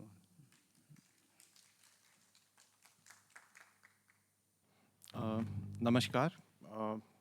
मैं डॉक्टर गगन हंस आज आपसे कुछ कोविड-19 वायरस महामारी में मानसिक स्वास्थ्य के बारे में बात करूंगा, और मेनली इस चीज़ पे फोकस रखूंगा कि इस महामारी में क्या-क्या मानसिक बीमारियां हैं जो ज़्यादा पाई जाती हैं, उनका क्या-क्या लक्षण हैं उनको पहचानने के, और उनको कैसे डील किया जा सकता है। अगर हम मानसिक स्वास्थ्य पर कोविड-19 के प्रभाव की बात करें, तो एक चीज़ जो बिल्कुल स्पष्ट होकर सामने आई है कि स्वास्थ्य सेवाओं में बहुत सारी असमानता है, और ये असमानता ना केवल पूरे अ, अ, अ, स्वास्थ्य में है, बल्कि मानसिक स्वास्थ्य में भी ये अफेक्ट करती हैं। और जनसंख्या के विभिन्न उपसमूहों पर ये अनुभव किस तरह होगा, ये उस समूह की कमज़ोरियों पर आधारित होता है कि वो कोविड से कैसे अफेक्टेड होंगे। अगर हम मानसिक स्वास्थ्य समस्याओं के लिए उच्च जोखिम वाले समूहों की बात करें, तो इसमें बच्चे, वरिष्ठ नागरिक, प्रेग्नेंट महिलाएं, विकलांग, बेघर व्यक्ति और निम्न आर्थिक स्थिति के लोग, हाशिए पर रहने वाले समुदाय, स्वास्थ्य पेशेवर सहित फ्रंटलाइन कार्यकर्ता, कैंसर इत्यादि जैसी बीमारियों से जो पेशेंट हैं, गंभीर मानसिक बीमारियां जिनको पहले से हैं, या फिर जो मानसिक रूप से बीमार भटकने का इतिहास वाले व्यक्ति हैं, वो सब इस समूह में शामिल हैं। इसके साथ साथ कोविड के समय जिन लोगों के परिवारजन की मृत्यु हुई है, वो भी इस समूह में शामिल हैं। कोविड महामारी में सामान्य मनोरोग के लक्षण जो कि ना केवल कॉमन पॉपुलेशन में भी बहुत ज़्यादा देखे गए हैं, वो हैं समय समय पे बेचैनी महसूस करना, उदासी महसूस करना, थकावट, चिड़चिड़ापन, कमज़ोर एकाग्रता, काम में प्रदर्शन की कमी, खराब नींद, गुस्सा, निराशा और भावनात्मक अवस्थाओं को प्रबंधित करने में कठिनाई। ये नॉर्मल पॉपुलेशन में भी इन सब सिम्टम्स की जो फ्रीक्वेंसी है वो काफ़ी ज़्यादा बढ़ गई है कोविड-19 पैंडेमिक के दौरान। और जैसे हम आगे देखेंगे कि वो कौन सा समय है जब आप डिसाइड करते हैं कि अब आपको सहायता की ज़रूरत है। जो कोविड महामारी में सामान्य मनोरोग स्थितियां हैं, जिनका जो ज़्यादातर होती हैं, उसमें एडजस्टमेंट डिसऑर्डर्स यानी समायोजन विकार, डिप्रेसिव डिसऑर्डर्स जैसे अवसादग्रस्तता विकार, नशा के जो डिसऑर्डर्स हैं वो, और चिंता के जो विकार हैं उनकी फ्रीक्वेंसी काफ़ी ज़्यादा बढ़ गई है। इसके साथ साथ जो लोग पहले से गंभीर मानसिक रोगों से ग्रस्त थे, उनके लक्षणों का बिगड़ना, ये भी कोविड-19 के दौरान देखा गया है। अगर हम एडजस्टमेंट डिसऑर्डर्स या समायोजन विकार के बारे में बात करते हैं, तो इसके लक्षण क्या हो सकते हैं? इसके लक्षण हो सकते हैं मूड की उदासी, चिंता या संक्रमण होने का डर, या सभी का एक संयोजन, बीमारी की चिंता में लगातार व्यस्त रहना, सामना करने में असमर्थता, दिन प्रतिदिन के छोटे छोटे कार्यों का सामना करने में असमर्थता और कुछ हद तक शिथिलता, नींद और भूख में गड़बड़ी। किशोरों में ये सब लक्षण विरोध व्यवहार या असावधानता से जुड़े हो सकते हैं। अगर हम डिप्रेसिव डिसऑर्डर्स या अवसादग्रस्तता विकार के बारे में बात करें, तो इसके लक्षण जो हो सकते हैं वो उदास मनोव्यवस्था, चीज़ों का आनंद लेने की क्षमता या कमी या हानि, घटी हुई ऊर्जा, न्यूनतम प्रयास के बाद भी थकान महसूस होना जो कि कोविड-19 या फिर किसी और चिकित्सीय कारण से ना हो, गतिविधि में कमी और बेचैनी महसूस करना, कम ध्यान, एकाग्रता, खराब याददाश्त की शिकायत, आत्मसम्मान या आत्मविश्वास की कमी, विचार ये बार बार विचार आना कि वो बेकार हैं और उन्होंने कुछ गलती करी है, असहायता की भावना, मृत्यु की इच्छा या आत्मघाती विचार या प्रयास, और नींद और भूख में गड़बड़ी, ये सब लक्षण हो सकते हैं एक डिप्रेसिव डिसऑर्डर के। अगर हम चिंता विकार की बात करते हैं तो इसमें लगातार घबराहट, तनाव, बेचैनी या किनारे की भावना होना, चिड़चिड़ापन, मांसपेशियों में तनाव और कसाव महसूस होना, कमज़ोर एकाग्रता, निंद्रा संबंधी परेशानियां, अत्यधिक पसीना आना, हल्का हल्का महसूस करना, धड़कन तेज़ होना, चक्कर आना या किसी प्रकार के शारीरिक लक्षण और कई प्रकार के शारीरिक लक्षण का अनुभव करना, ये सब चिंता विकार के लक्षण हो सकते हैं। इसके साथ साथ जो लोग पहले से किसी गंभीर मानसिक रोग से पीड़ित थे, उनके लक्षणों का बिगड़ना भी कोविड-19 में मतलब हो गया है और इसके कई सारे कारण हैं, जैसे कि लॉकडाउन के कारण वो नियमित चिकित्सा देखभाल नहीं मिल पाया, उनको नुस्खे प्राप्त करने में मुश्किल आई और दवाओं की नियमित आपूर्ति के लिए भी बहुत ज़्यादा मुश्किल आई, जिस सब की वजह से उनके लक्षणों में का बिगड़ना देखा गया। तो कब हम ये सब डिसाइड कर सकते हैं कि हमें मनोचिकित्सीय सहायता की ज़रूरत है? अगर आपको अत्यधिक चिंता या भय होता है, अत्यधिक उदासी महसूस करते हैं, चिड़चिड़ापन या क्रोध, लंबी या मजबूत भावना रहती है, अन्य लोगों को समझने या उन्हें संबंधित होने में कठिनाई होती है, सोने की आदतों में बदलाव या थकान या कम ऊर्जा महसूस होती है, शराब या नशीली दवाओं जैसे पदार्थों का अत्यधिक प्रयोग होता है, या आत्महत्या के बारे में कोई विचार आते हैं या फिर ऐसी कोई कोशिश की जाती है। जैसे कि मेरे से पूर्व वक्ताओं ने बताया कि हमारे पास उपचार के कई सारे विकल्प हैं, जिसमें औषधीय प्रबंधन होते हैं और मनोचिकित्सा प्रबंधन भी उपलब्ध हैं, जिन्हें कि साइकोथेरेपी कहा जाता है कॉमन भाषा में, और ये दोनों प्रकार के जो ट्रीटमेंट हैं वो दोनों ऑनलाइन दिए जा सकते हैं। और पिछले साल जबकि लॉकडाउन की स्थिति थी, उस समय औसतन डिपार्टमेंट ऑफ साइकेट्री से प्रति महीने 700 से 800 के करीब टेली कंसल्टेशंस करी जा रही थी, averagely on a monthly basis. अब हम कुछ मुद्दों के बारे में बात करेंगे जो कि होम क्वारंटाइन्स में मानसिक स्वास्थ्य से जुड़े हो सकते हैं। जैसे जैसे क्वारंटाइन की अवधि बढ़ती है, वैसे वैसे मानसिक परेशानियां लोगों की बढ़ती जाती है, और इसके साथ साथ जानकारी का कोई पुख्ता स्रोत ना होने के कारण भी भ्रम और चिंता पैदा हो सकती है। इसके साथ साथ अगर कोई परिवार का एक जन कोरोना से जब संक्रमित हो जाता है, तो उसे हमेशा ये डर बना रहता है कि वो दूसरों को संक्रमित ना कर दे। यहाँ तक कि मामूली लक्षणों को भी बीमारी के रूप में गलत समझा जा सकता है। इसके साथ साथ दिनचर्या का नुकसान होता है और मरीजों के समुदाय में कलंक यानी स्टिग्मा काफ़ी सारे लोग जो फेस करते हैं, उससे भी उनकी मानसिक परेशानियाँ बढ़ सकती हैं। एक बहुत महत्वपूर्ण चीज़ है, जैसे कि वो आपूर्ति की खरीद में असमर्थता, ये भी एक साइकाइट्रिक जो मनोचिकित्सा जो मानसिक स्वास्थ्य पे इसका बहुत नेगेटिव इफेक्ट पड़ सकता है। जो अस्पताल में लोग क्वारंटाइन या आइसोलेशन में होते हैं, उन्हें स्वास्थ्य संबंधी चिंताएं, डिप्रेशन, एंजाइटी, भय, घबराहट, चिड़चिड़ापन, क्रोध, हताशा, उबाऊपन, तनाव और अनिद्रा जैसी परेशानियां हो सकती हैं। इसके साथ साथ नशीले पदार्थों का सेवन या पीटीएसडी और तीव्र तनाव प्रक्रिया और पहले से मौजूद मानसिक स्थिति का भी जो है वो खराब हो सकती है वो स्थिति।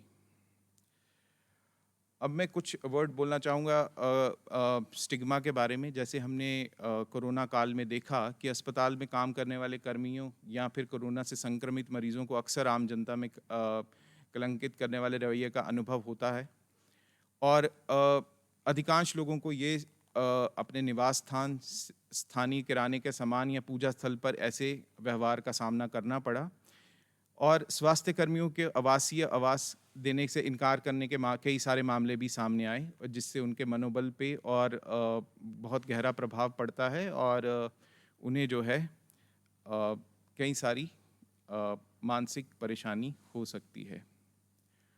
तो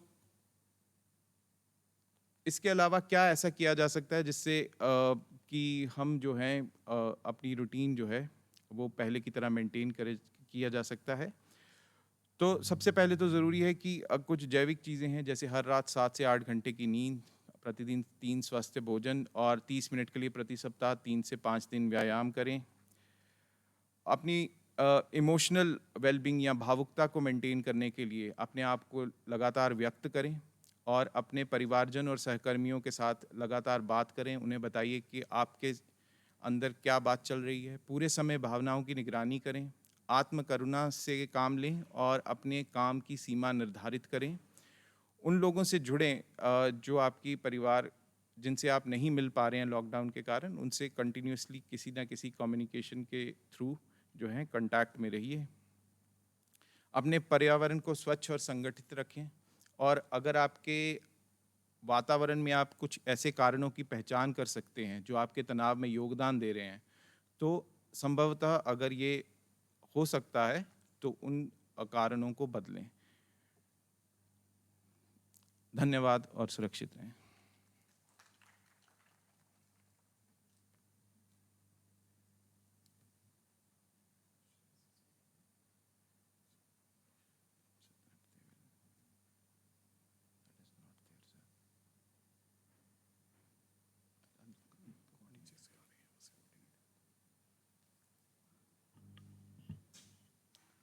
हाँ, थैंक यू, धन्यवाद।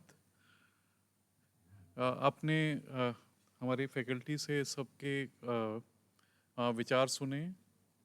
कोविड महामारी के अंतर्गत जिस तरह से मानसिक रोग हुए हैं या मानसिक परेशानियां हुई हैं और उनके क्या समाधान हो सकते हैं। अब हम ये व्याख्यान आम पब्लिक के लिए प्रश्नों के लिए समय दे रहे हैं। तो आप में से कोई भी कुछ प्रश्न पूछना चाहता है तो आप हमारे से पूछ सकते हैं, और हम व्हाट्सएप पर भी हमारे पास कुछ प्रश्न आए हुए हैं जिसके लिए हम देख रहे हैं कि हाँ जी।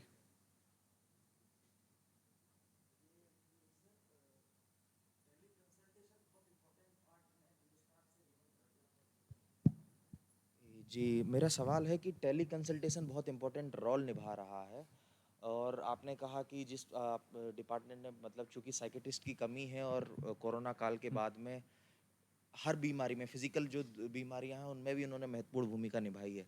थोड़ा डेटा दे सकते हैं कि डिपार्टमेंट में कितने लोगों का टेली कंसल्टेशन से इलाज किया, कितने वीडियो थे, अगर कुछ डेटा प्रोवाइड करा सकें। दूसरा सवाल, अभी ओपीडी में कितने लोगों का कार्ड बन रहा है एक दिन में, कुछ डेटा ताकि वो मदद कर सके लोगों का। Thank you so much sir.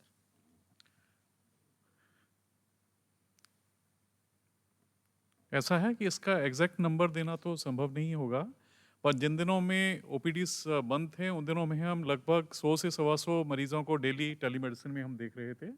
अभी जैसे ओपीडी खुल गए हैं तो उसमें टेलीमेडिसिन का नंबर है उसमें काफ़ी कम हो गया है, और जो फिजिकली जो मरीज आ रहे हैं उनका नंबर काफ़ी ज़्यादा हो गया है।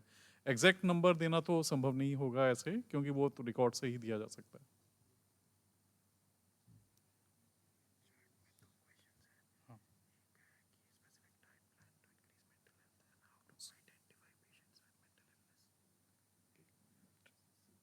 May I draw attentions to the AIMS staff as we are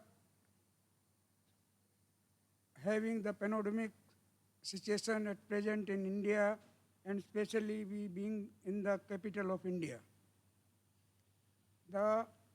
My view is not to have it as a complaint or criticize, but to have a suggestions to get implement for further things.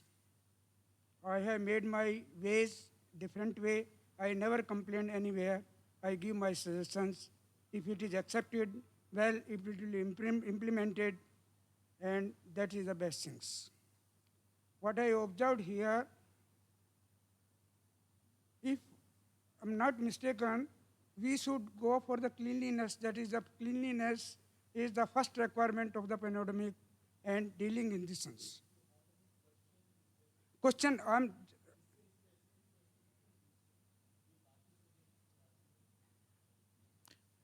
आप जो- आज के lecture के लिए कोई question है तो वो पूछ सकते हैं। my idea how to deal with the children to overcome from this मानसिक जो प्रॉब्लम है बच्चों को, उससे कैसे हम जो है डील कर सकते जी। हैं बीइंग ए NGO। ठीक है, ठीक। डॉक्टर विचित्र, आप बोलना चाहेंगे?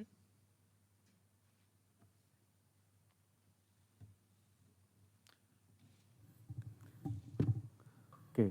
नहीं, बच्चों का मानसिक परेशानी मतलब किस तरह की परेशानी? कई तरह की परेशानी हो सकता है बच्चों को। सो वो सबके लिए इलाज एक जैसा नहीं होता है। सो कुछ परेशानी होता है जो कि मतलब विकासात्मक मतलब डेवलपमेंटल, मतलब पैदाइश से होता है, उसके लिए एक अलग तरह का होता है। और कुछ विचारात्मक होता है जो कि इमोशनल डिस्टर्बेंसेस, और कुछ डिसरप्टिव बिहेवियर बोलते हैं उसको, जैसे कि वो ज़्यादा मतलब तोड़ फोड़ मचाने वाला, उस तरह की होता है। सो सारे बीमारी का एक जैसा इलाज नहीं होता है। सो वो कौन सी बच्चे को क्या इलाज है, जब हम उसको असेसमेंट करते हैं तो फिर उसके हिसाब से इलाज होता है। वो उसके लिए दवाई भी हो सकता है, नहीं तो फिर जो साइकोलॉजिकल ट्रीटमेंट, जो मनोवैज्ञानिक चिकित्सा होता है, जो हमारे दूसरे जो स्पीकर्स ने बताया हुआ है, तो वो भी दिया जा सकता है। या व्यवहारिक उपचार वो भी दिया जा सकता है। तो वो क्या परेशानी है उसके लिए अलग अलग इलाज होता है। Thank you. ये हमारे पास ये 2 क्वेश्चंस व्हाट्सएप पर आए हैं। एक है, is there a specific diet plan to increase mental health? Doctor Mamta, आप इसके बारे में बोलना चाहेंगे? ये वैसे मेरा बड़ा फेवरेट क्वेश्चन है। तो कोई भी खास डाइट प्लान नहीं होता है। डाइट के जो नॉर्मल लोगों के लिए प्रिंसिपल्स हैं, वही मेंटल हेल्थ को बढ़ाने के भी प्रिंसिपल्स हैं, और मेंटली इल के लिए भी वही प्रिंसिपल्स हैं। तो जो अच्छी डाइट के प्रिंसिपल्स ये हैं कि खाने में वैरायटी रखिए, सब्ज़ी भी हो, सीजनल सब्ज़ी, फ्रूट, दाल, दही, चावल, रोटी, पनीर, अंडा, चिकन, व्हाटएवर जो भी खाते हैं वो सब कुछ होना चाहिए। पुराने ज़माने में खाना हमेशा 2 बार खाया जाता था और भरपेट खाया जाता था। आजकल जो रिकमेंडेशन है वो ये है कि आप 6 बार खाइए, 3 बार मेजर मील्स, नाश्ता, लंच और डिनर, और 3 बार माइनर मील्स, सवेरे उठते ही 11 बजे, 4-5 बजे, 5 साढ़े 5 बजे, और रात को सोने के समय। और खाना भरपेट नहीं खाना है, और खाना हमेशा भूख रख के खाना है। और ये कुछ प्रिंसिपल्स हैं जिनसे आपका, और डाइट में सब कुछ होना चाहिए। फैंसी डाइट के ऊपर ना जाए। जो सीजनल चीज़ अवेलेबल है, एक तो वो सस्ती होती है और वो उस वक्त सबसे ज़्यादा स्वाद भी होती है, तो वही अपनी डाइट में यूज़ करें। और नट्स को डाइट में रखें। So variety of things, so that is what is my suggestion. Thank you. धन्यवाद डॉक्टर ममता, बहुत ही अच्छा सुझाव दिया आपने डाइट के बारे में। और एक खास चीज़, नशे की चीज़ों से दूर रहें, वो मानसिक स्वास्थ्य के लिए बहुत ज़रूरी है। एक हमारे पास प्रश्न है कि we have 500 employees working for us, how to identify who require help? इस तरह से आइडेंटिफाई करना तो संभव नहीं होता है। उनके व्यवहार में किसी तरह से अगर आप कोई ऐसी एबनॉर्मेलिटीज़ नोटिस कर रहे हैं कि किसी का काम करने का तरीका बदल गया है, कि वो अक्सर उसकी कहासुनी दूसरे लोगों के साथ हो जाती है, या अक्सर वो लेट आ रहा है, या फ्रीक्वेंटली एब्सेंट हो रहा है, फ्रीक्वेंटली छुट्टी ले रहा है, तो इस तरह के व्यवहार में अगर किसी भी तरह के चेंजेस, अगर बदलाव दिखते हैं, तो वो इंडिकेट करता है कि शायद इनको कुछ प्रॉब्लम हो। तो उस परेशानी का ऐसा नहीं है कि ये मानसिक परेशानी ही हो, फैमिली लेवल पे कुछ दिक्कत हो सकती है, कुछ फाइनेंशियल इश्यूज हो सकते हैं। तो इस और बेसिकली किसी भी तरह के जो स्ट्रेसेस हैं वो मानसिक रोग को जन्म दे सकते हैं। तो उस केस में एक जो एक तरह से एम्प्लॉय वेलफेयर वेलफेयर के उसमें एक्शंस लेने हैं, उस तरह का ज़रूरी है कि जो है कि एम्प्लॉयज़ का वेलफेयर का देखना जो है किसी भी एम्प्लॉयर का एक ड्यूटी होती है। तो उस डायरेक्शन में ऐसे कुछ एक्शन लिए जा सकते हैं। सर मेरा एक सवाल था, कुछ बच्चे जो हैं बराबर छोटी छोटी बातों पर ज़्यादा गुस्सा करने लगते हैं, नॉर्मल बात भी कहेंगे तो ज़्यादा एग्रेसिव हो जाते हैं, तो उनको क्या साइकेट्री की आवश्यकता है? और एक और सवाल था दूसरा कि टेलीमेडिसिन का जो कॉन्टैक्ट नंबर है उसको सार्वजनिक किया जाए, और ये 2 सवाल का मेरा जवाब दिया जाए। जी, जहाँ तक टेलीमेडिसिन का नंबर है उसके लिए हम अपॉइंटमेंट देते हैं। तो उसका बिकॉज टेलीमेडिसिन एक क्लिनिक है, तो उसके क्लिनिक के लिए हम अपॉइंटमेंट देते हैं। उसके लिए आप एम्स की वेबसाइट पर पेशेंट पोर्टल से अपॉइंटमेंट ले सकते हैं। और जो बच्चों की परेशानी का आपका प्रश्न है, मैं डॉक्टर विचित पात्रा जो कि हमारे यहाँ चाइल्ड साइकेट्री क्लिनिक चलाते हैं, उनसे मैं रिक्वेस्ट करूँगा कि वो इसके बारे में जवाब दें। हाँ, नहीं किस बात से बच्चा ज़्यादा चिड़चिड़ा होता है या गुस्सा करता है वो देखना है, क्योंकि अभी जैसे हमने अभी डिस्कस किया है, मतलब कोरोना जो है बच्चों का शारीरिक स्वास्थ्य के ऊपर कोई मतलब दुष्प्रभाव नहीं है, बट वो सबसे ज़्यादा मानसिक स्वास्थ्य अगर किसी के ऊपर किया है तो वो बच्चों के मानसिक स्वास्थ्य के ऊपर, जैसे कि स्कूल नहीं जा पा रहे हैं, उनका पढ़ाई ख़राब हो चुका है और वो अपने दोस्त से नहीं मिल पा रहे हैं, जो खेलना घूमना जो बच्चे करते हैं आमतौर पे उनकी उम्र में, तो वो नहीं कर पा रहे हैं और कोई भी एंटरटेनमेंट एक्टिविटी नहीं हो पा रहा है। सो वो देखना है कि उससे बातचीत करके कि क्या परेशानी है जिसकी वजह से वो गुस्सा या चिड़चिड़ापन हो रहा है। तो ये एक सबसे इम्पोर्टेंट है। और दूसरा है कि जैसे कि आजकल मतलब खास करके जैसे दिल्ली में कोरोना के केसेस काफ़ी कम हुए हैं और कुछ एक्टिविटीज़ भी अभी खुल रहा है, जैसे खेलना हो, घूमना हो, या जैसे कुछ स्कूल अभी कुछ टाइम के लिए बच्चों को अलाउ करते हैं। इस तरह की केसेस में जैसे बच्चों को जो पसंद है कोविड की प्रिकॉशन रखते हुए, तो उन तरह की कुछ एंटरटेनमेंट एक्टिविटीज़ कर लेना चाहिए, क्योंकि अभी 20 महीने से बहुत ज़्यादा हो गया बच्चे घर के अंदर बंद हुए रखे हैं, और वो भी हम कहने में कि हाँ आप समझदार बन जाओ, समझो, और ये सब ये कहने में भी वो इतना वो बड़े हुए भी नहीं होंगे कि ये सब समझ के करे।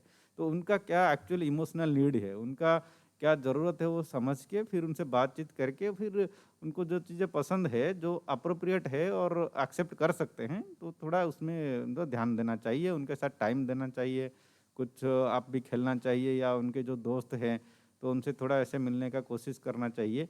तो इस तरह की उसको हैंडल किया जा सकता है। और अगर वो बहुत ज़्यादा बढ़ रहा है धीरे धीरे, उसके बावजूद भी अगर उसकी चलते हुए उसका नींद भूख में परेशानी हो रहा है, तो शायद उसको प्रोफेशनल हेल्प मदद की ज़रूरत पड़ सकती है। Thank you, Dr. Patra. I thank all of you for being here in this public lecture.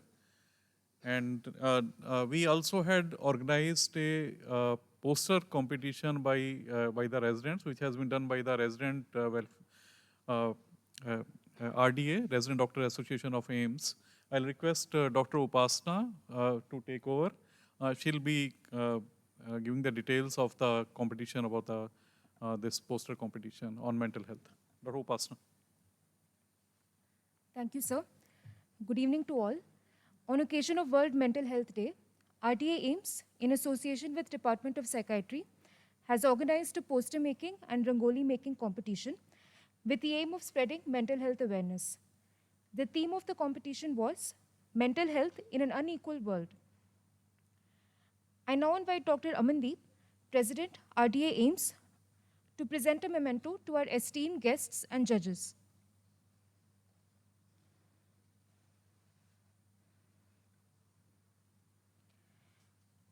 I would like to thank Professor R.K. Chadda, Head of the Department of Psychiatry and NDDTC, and Professor Pratap Sharan, Professor in Charge, Student Wellness Center, for their valuable guidance.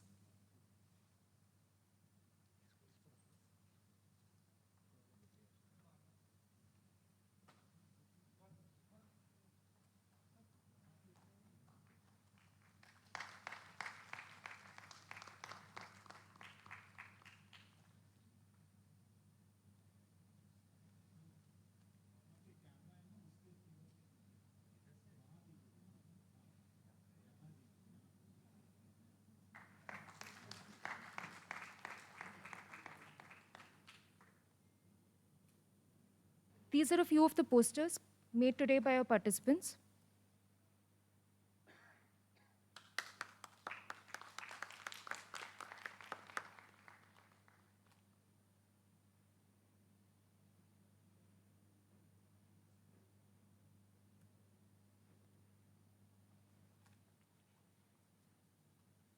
I would like to thank our judges, Dr. Piali Mandal, Additional Professor, Department of Psychiatry and NDDTC.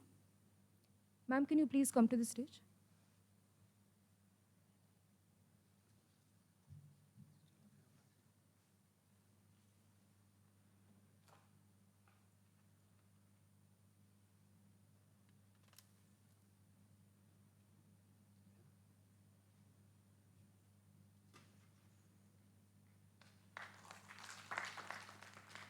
Dr. Rohit Verma, Additional Professor, Department of Psychiatry.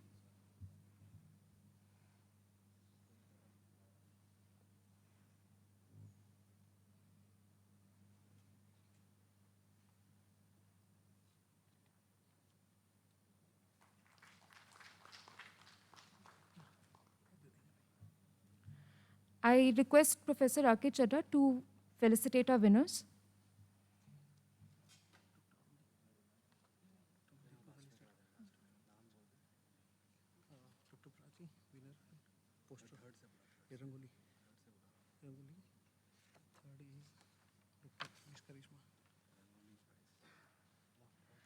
We will begin with the results of the Rangoli making competition.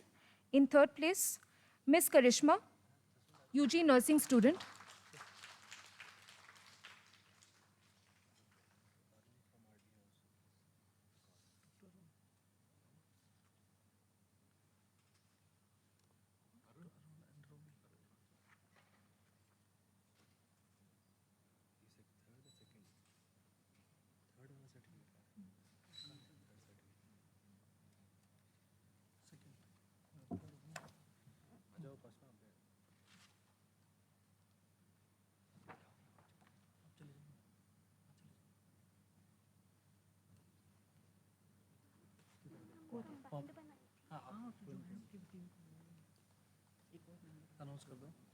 This is second.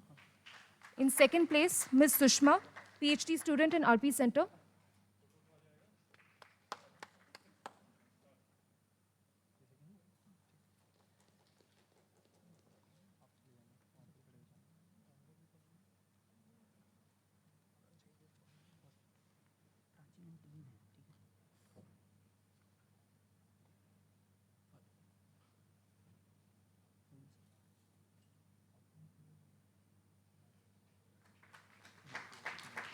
In first place, Dr. Prachi, Junior Resident, Department of Psychiatry, and team.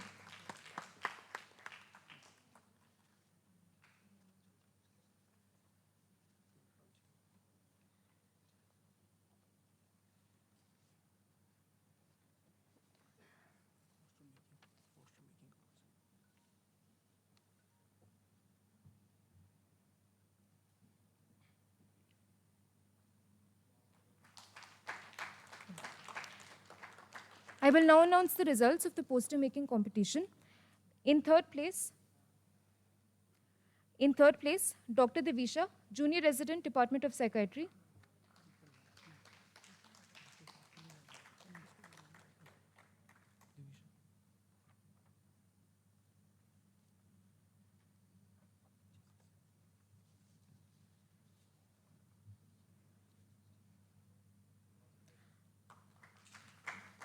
In second place, Ms. Zenis, UG nursing student.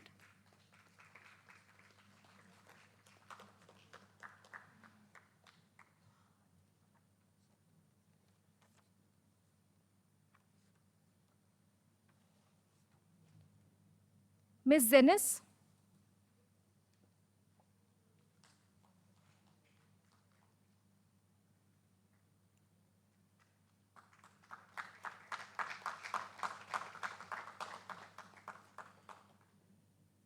In first place, Dr. Akshata from Department of Geriatric Medicine.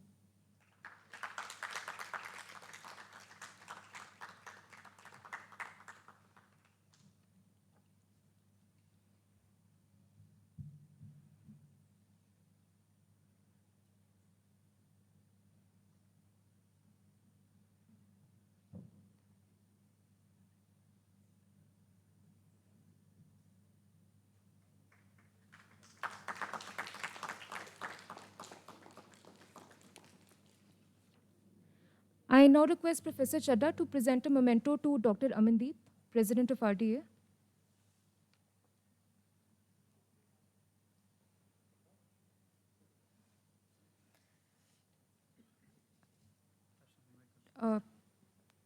I request Dr. Pratap Sharan to present a memento to Dr. Amandeep.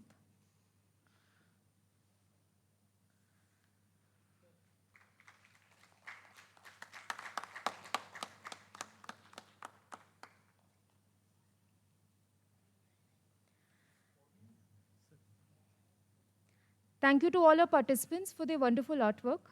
I would also like to thank our organizers and the Department of Psychiatry for their hard work in organizing this poster and Rangoli making competition. Thank you.